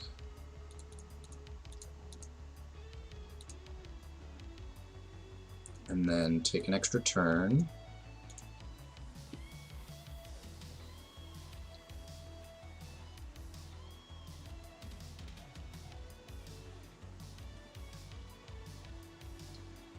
They're scooping through that. Okay. I was going to say, I think I have to take Woe Strider because otherwise they can just sack whatever else I try to take. Alright, so I'm still leaving Cling to Dust in the sideboard because I have a better chance at hitting it with Granted than I do just drawing it normal. Same with the second Shadow's Verdict. But the first one can go in. Chainweb Arachnir is not that interesting. I feel like Negate is not that interesting, and Dispute is definitely not interesting. I mean, I think I just run it back. I don't think I'm making any changes here.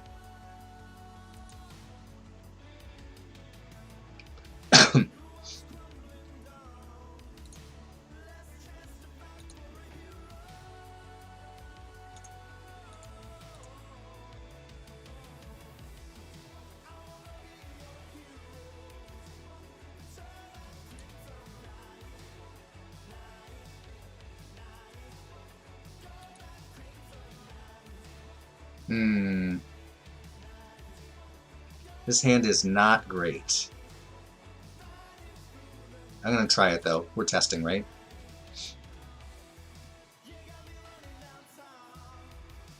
Correct. This is standard. Throne is still in standard. It's possible we didn't see that because they didn't draw them. It's also possible they're not playing that combo. Most people aren't on this deck anymore. It's too mid-rangey. I am going to not play Fae here. I'd much rather Granted it.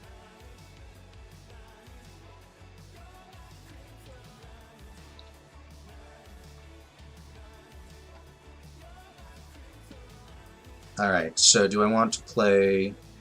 I'm playing a non-forest here. Do I want to play the black land or the blue land? I don't think it matters much. Go play this. Go find an island.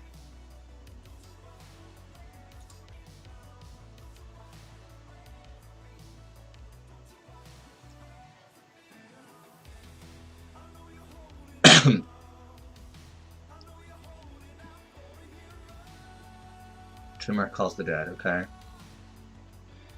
They did hit a Kroxa. This is going to be a green. And I'm going to Granted for the exile card. Again, I don't know if they're on that. They may not really be. They may just be black-red graveyard rather than like a sacrifice deck. I don't know. Granted. Cling to Dust. Keep the card.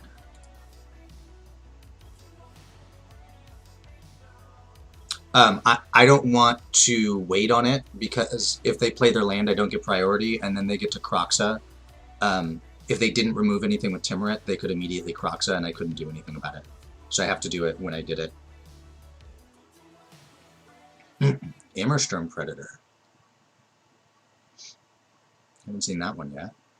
So, sacrifice another creature whenever it becomes tapped, exile up to one target card from a graveyard. So they get to eat my Cling to Dust.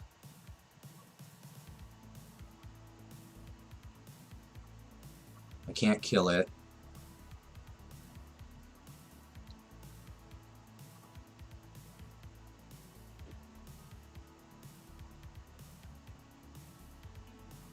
Yeah, I have a Tri-land. So I'm going to Granted and see what I have. I don't think there's anything that I particularly want here. Like maybe I take Ugin or something. Oh, Soul Shatter. Soul Shatter's good. Can't play it this turn, though.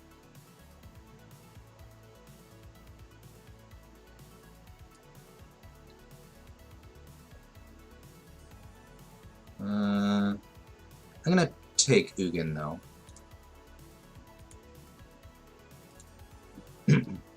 Reasoning behind that is I'm planning to take an extra turn next turn, and if I could draw one land, then I get to Ugin.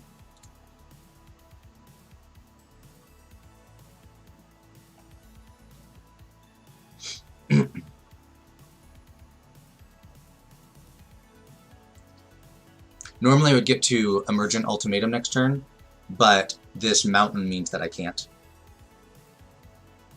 Alright, nice.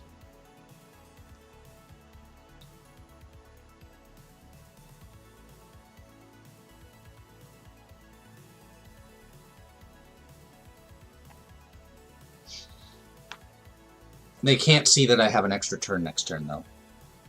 Ooh, interesting.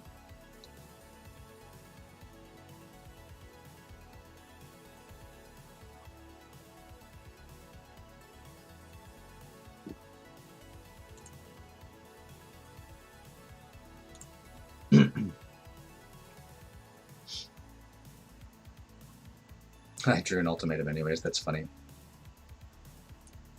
Alright, let's take our extra turn. I need any untapped land. Any untapped land. Bummer.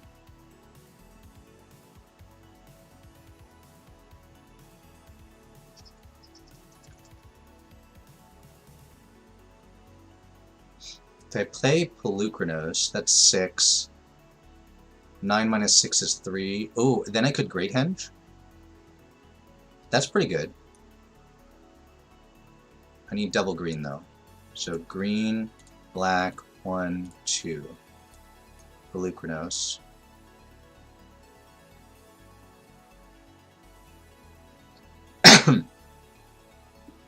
And Great Henge.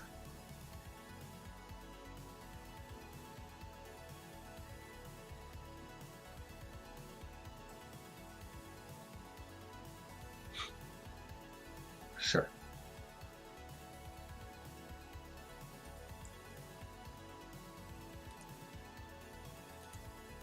I don't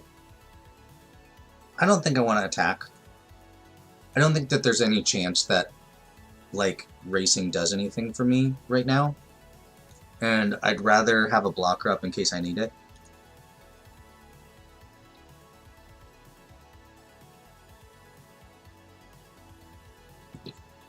Alright, bad news, buddy. I drew another ultimatum. Which one do you want?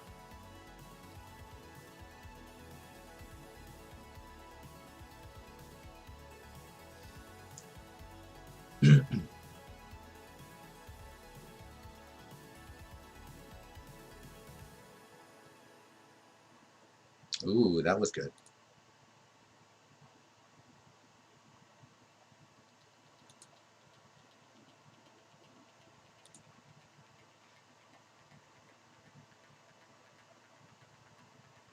Yes, Henge gave me the mana I needed for either Ugin or Emergent Ultimatum. Okay, I am going to block because I think there's a reasonable chance I Ugin -4 here.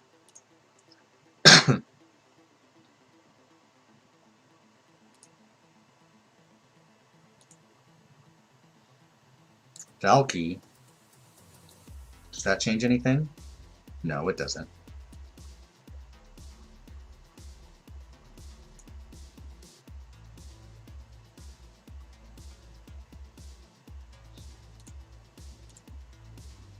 One, 2, 3, 4. So I just don't want to see a haste creature. If I can dodge a haste creature, I'm probably winning.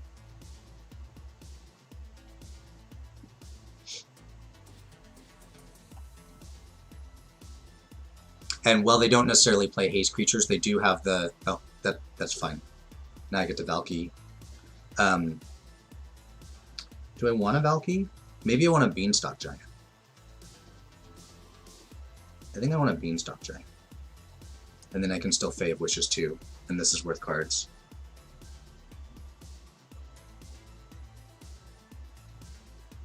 If I can dodge a wrench. Who says I can dodge a wrench, though?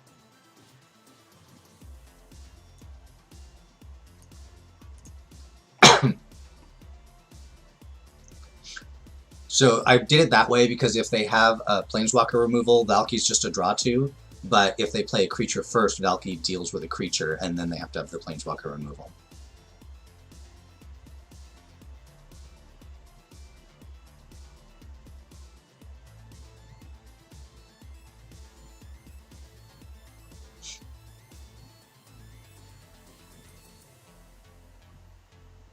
Play some chump blockers.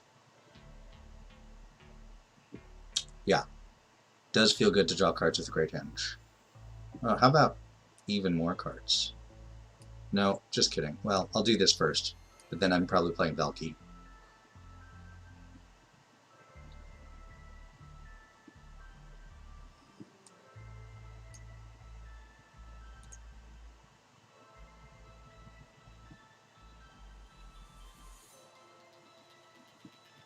And they've had enough.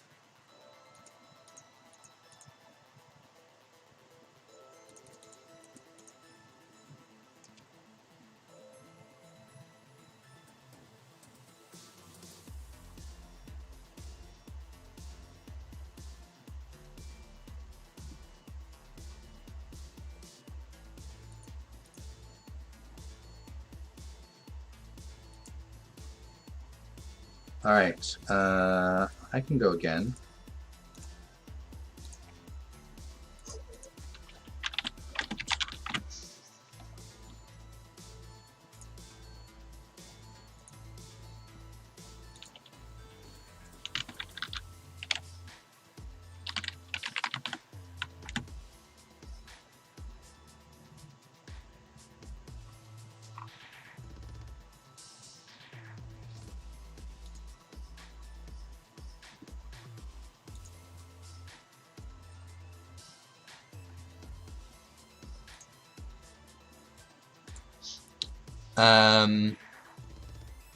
This is not an ideal hand, but I think I'm going to keep it.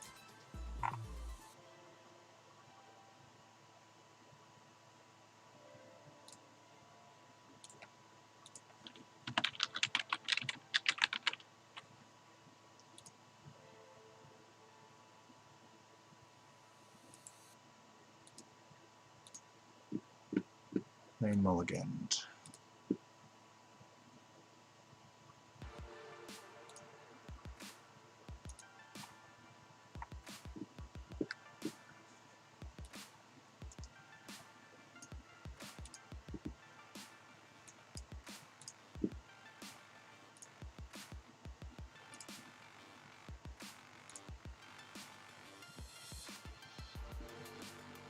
Yeah, the red-black deck's just not very good anymore. It was definitely a thing at one point, but it's lost a lot of value. It's got competed out by the control decks.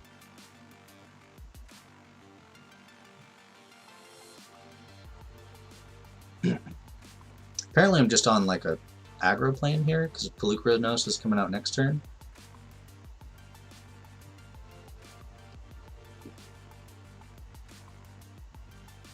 I don't know what they're on. Green-black with a ramp spell. I haven't seen this before.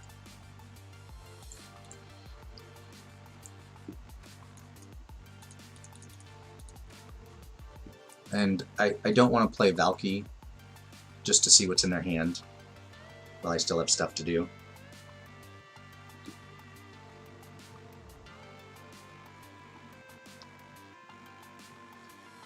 I do need to draw lands. Extinction event. Oh no! That was unfortunate. Cultivate is good. Oh, I have to do it like this. Green, 1, 2. Cultivate.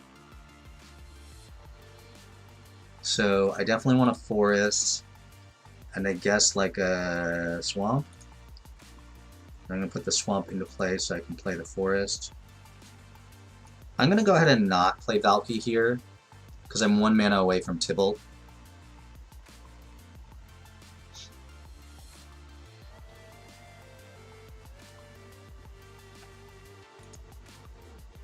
Still don't know what the deck's plan is.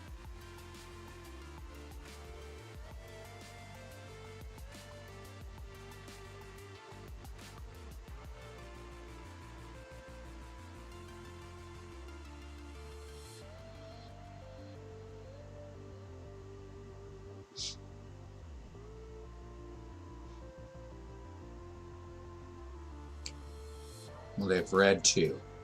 So they're are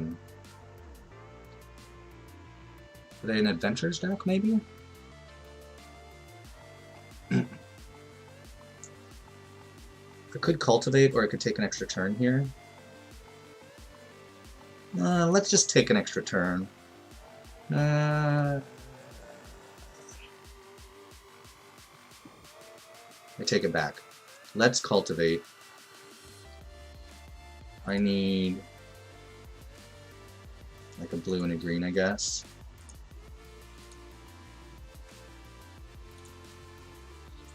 And I'm gonna bounce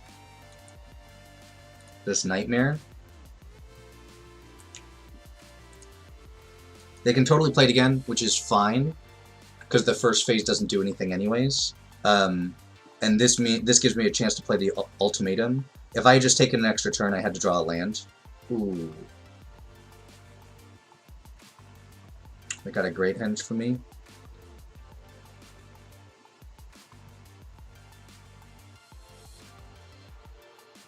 I guess let's take an extra turn.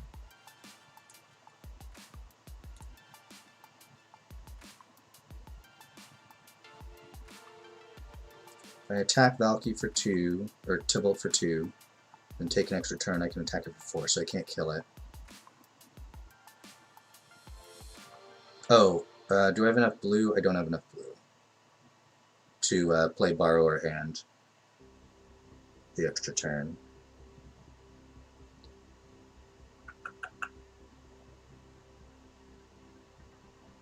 I guess I'll just ultimatum here.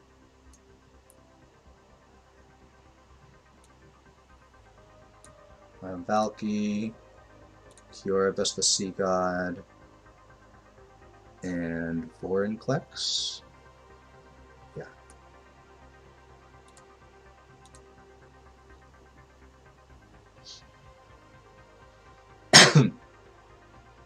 So they can't give me Vorinclex or I get to kill Tibalt. Kioribus the Sea God, they can't answer unless they have a board wipe, which they could have. And then, of course, Tibalt's just good. My Tibalt.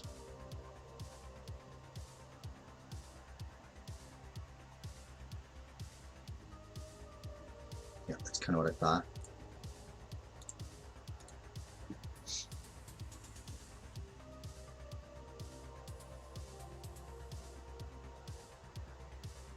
Let's take another turn, or take some top cards, I mean.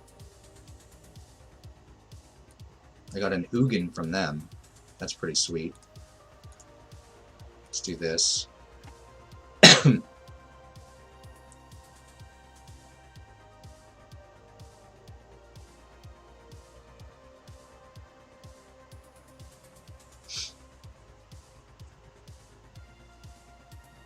So I don't want to see, like, Extinction Event, I guess.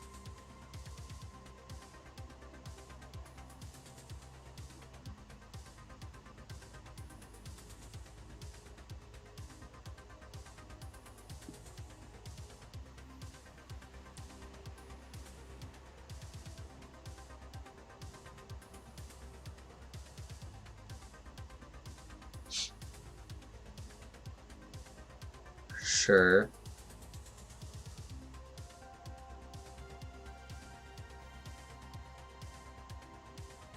I get a Valky from themselves. Hey, Dor. Welcome back. What'd you miss? I won. I got 7 wins, so I will be playing in day 2. Now I'm playing some standard.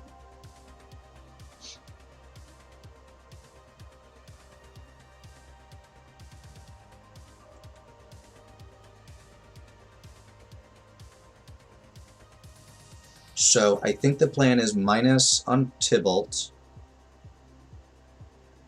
Oh, actually, their Vorinclex is going to be tapped. So I can just send at Tybalt and see what happens.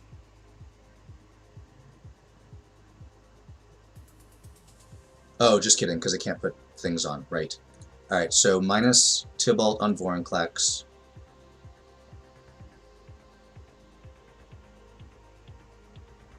I will attempt to kill their Tybalt.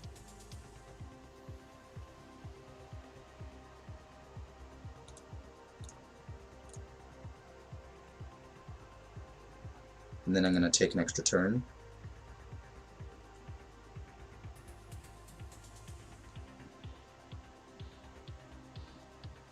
I'm not sure when I'm playing tomorrow. I have to sign up between 6 and 8 a.m., but I can play whenever.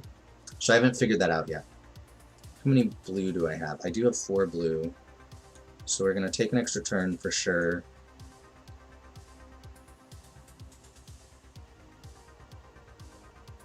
And they've had enough. So they're like Jund control, I guess? So dual lands, the starts between 6 and 8 is for signups. You don't actually have to start playing at that point. It's still asynchronous, just like it was today. So I can start kind of whenever I want. Let's see, Shadows is out, Extinction Event is out. Negates are probably in. Toski's probably not good enough, right? Because, like, they can still exile Toski, so that's not good enough. And I think that's it. I think those are the only changes I make.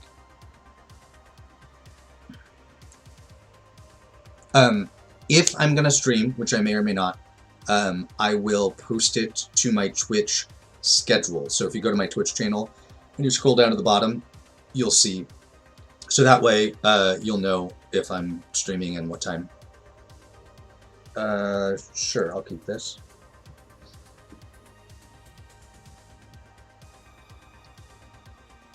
Haha, big whiff.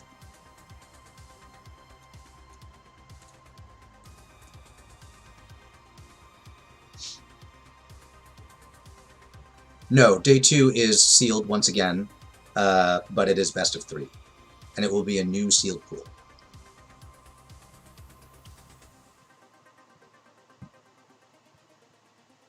I'm playing standard practice for next weekend, since the only way I could play sealed right now is if I went into the open again, which I don't particularly want to do, because it's so expensive. Valky, sure.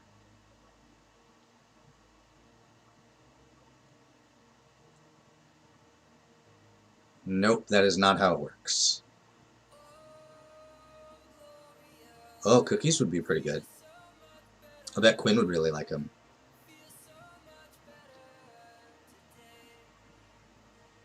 Alright, see ya, Dor.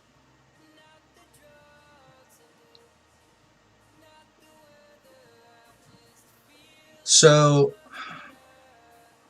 I think I'm playing Fae of Wishes here. I just want to draw a new card.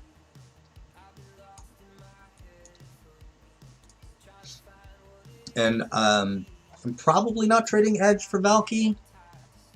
Or Edgewald Innkeeper. Yeah, I don't think so. I don't need that Brazen Borrowers. Without Edgewald Innkeeper, Brazen Borrowers is a lot worse.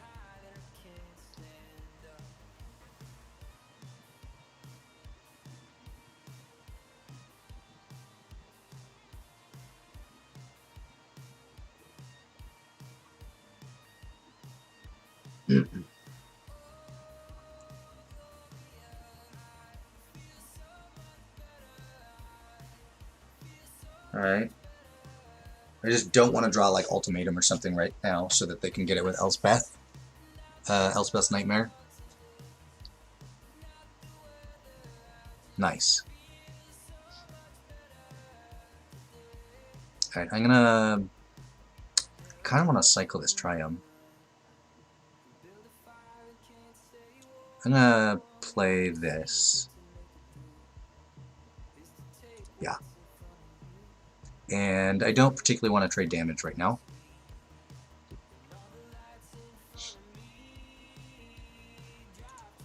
Oh, whiff again.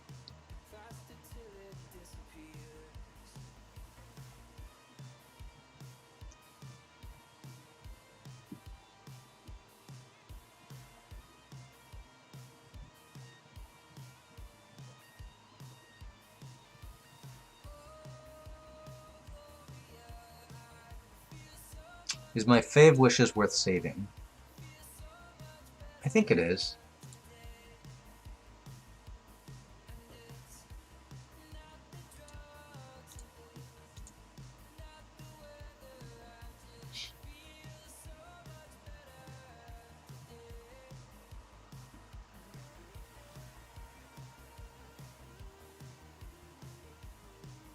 Oh, I see. Yeah, I'm sorry. I didn't understand what you were asking. Yes, tomorrow is free. I thought you meant the cost today.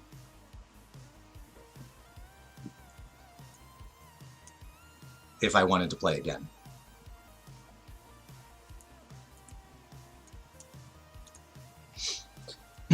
Alright, Elspeth's Nightmare number 2 is going to whiff.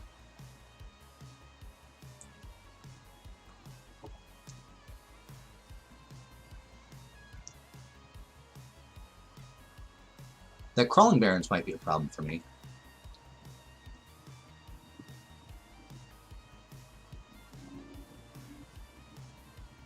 A Cultivate would not go amiss here.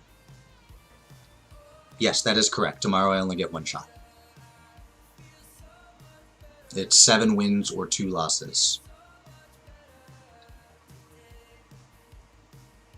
At 7 wins, I win $2,000. At 6 wins, I win $1,000. At 5 or more wins, I get a qualifier into the next Mythic Championship. I'm sorry, Mythic Qualifier. And then there's gem payouts, you know, further and further down. I guess I'm going to grant it here. I'm not entirely sure what I want.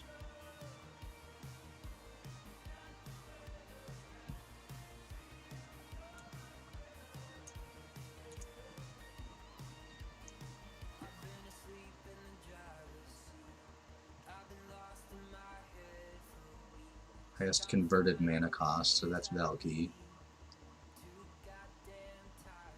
Yeah, I don't really have good hits here. I could take Ultimatum, and then take an extra turn next turn, and then just hope that I get there on the lands. That's probably my best bet.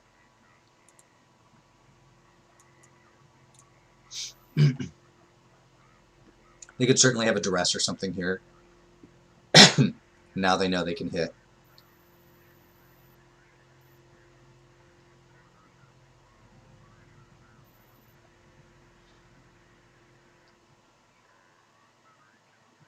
So I think any untapped land other than Mountain gets me to Emergent Ultimatum after my extra turn.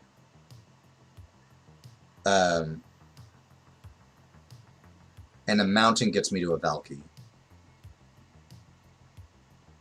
Or to a Tibalt, I should say. 20,000 gems for 5 wins. Yeah, the gem payouts aren't that important to me. What's important to me are the other things. Gems are, you know, a nice bonus for sure.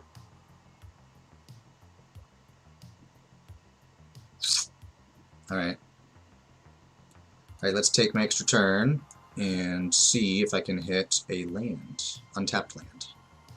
I did! Hooray! Yeah, the money and the qualifier are what I care most about. I guess I want this.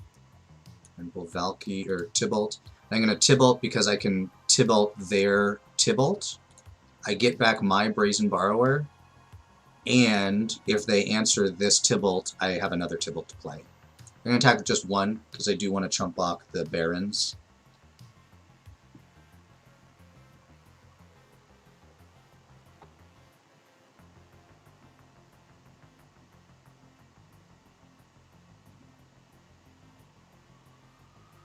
That's a good question, Dual Lands. I think you would get to, because I think you would treat all of your magic stuff as like a business, or I mean a hobby, but just so that you can't take losses. And so I think that means you get to claim everything, all magic related stuff, but I haven't had any magic related expenses, I don't think, this year. I'd have to look. Hit another one of their Valkies. Can this hit artifacts? It can.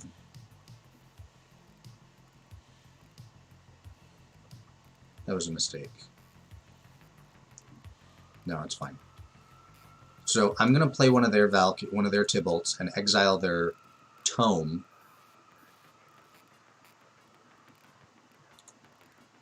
So that they can't keep drawing cards. And then I can still Lovestruck Beast to make a token. Now if they have removal spell, I'm not sure how many lands this is, but removal spell and can still attack, then the attacking with the birds was a mistake.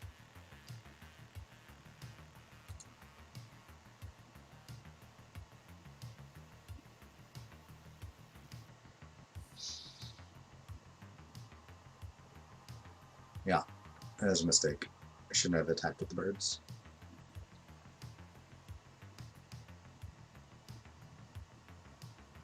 Still in a good spot, though.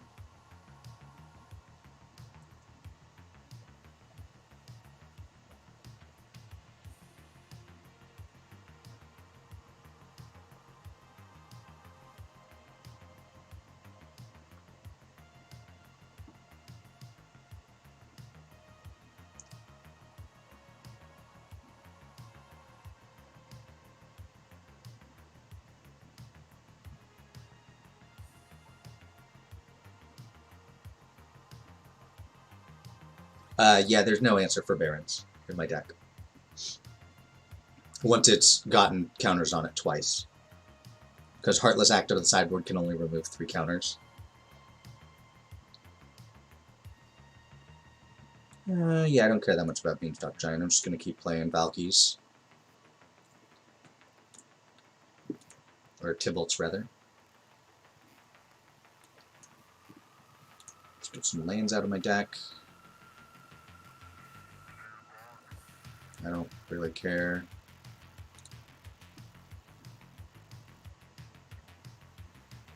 I think I just play nothing.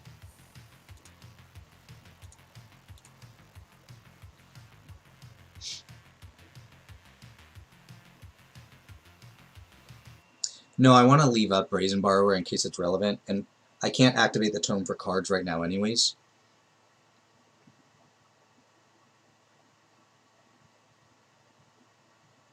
It's unlikely that the Borrower is relevant, but yeah, the Tome doesn't seem very important either.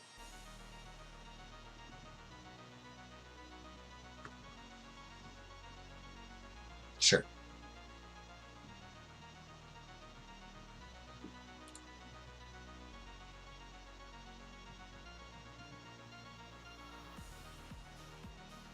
You're attacking with Barons.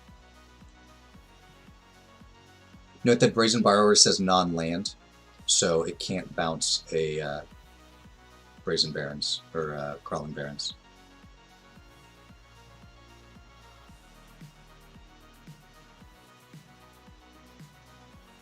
Alright, what you got for me, Tybalt? Nothing.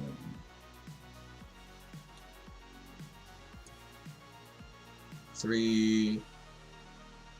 I could play Beanstalk Giant. Let's do that. We'll find a land first, because I can.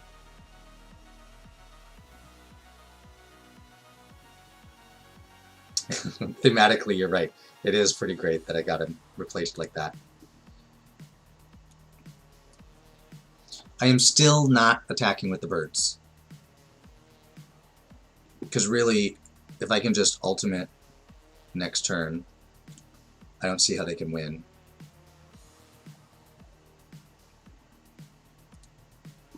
I can even get another Tybalt out of graveyards, 2 of them.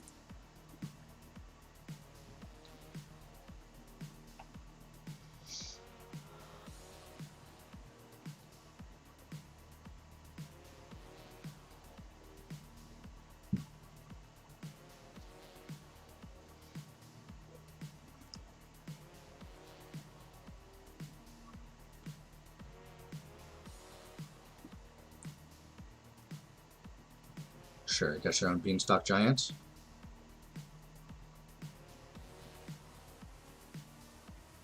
Oh.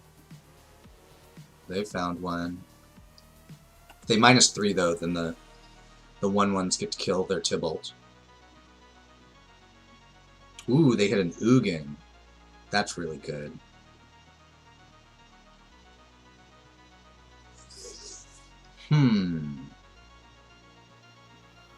I think I just want a minus here.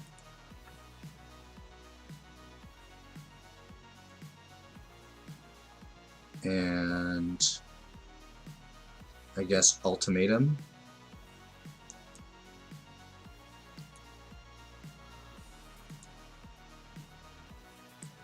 And I want this, and this, and this.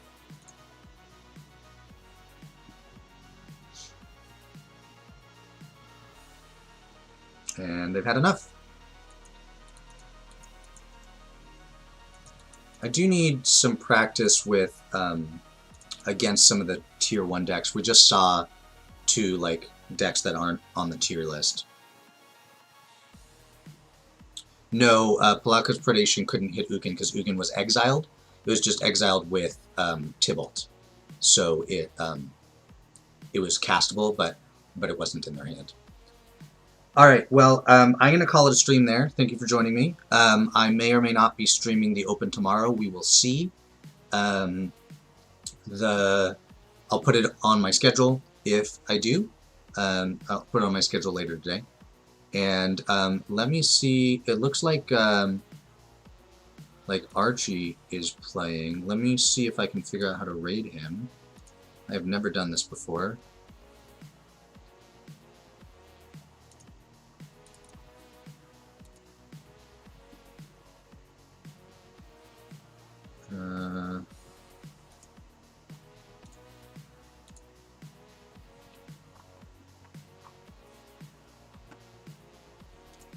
How do you do this? How do you raid somebody?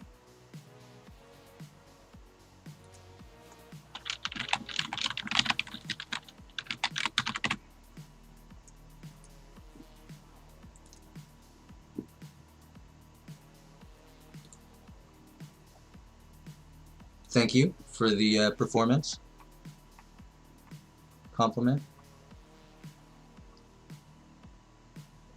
First, let your viewers know you're going to start a raid.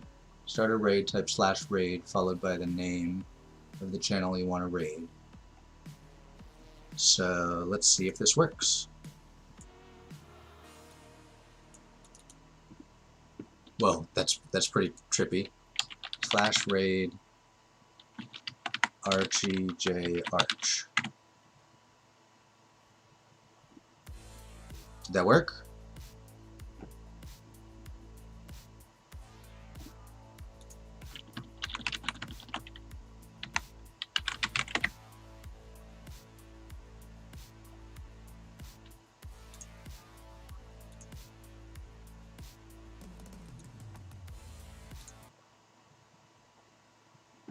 Awesome. Alright, I am out. Enjoy Archie's raid.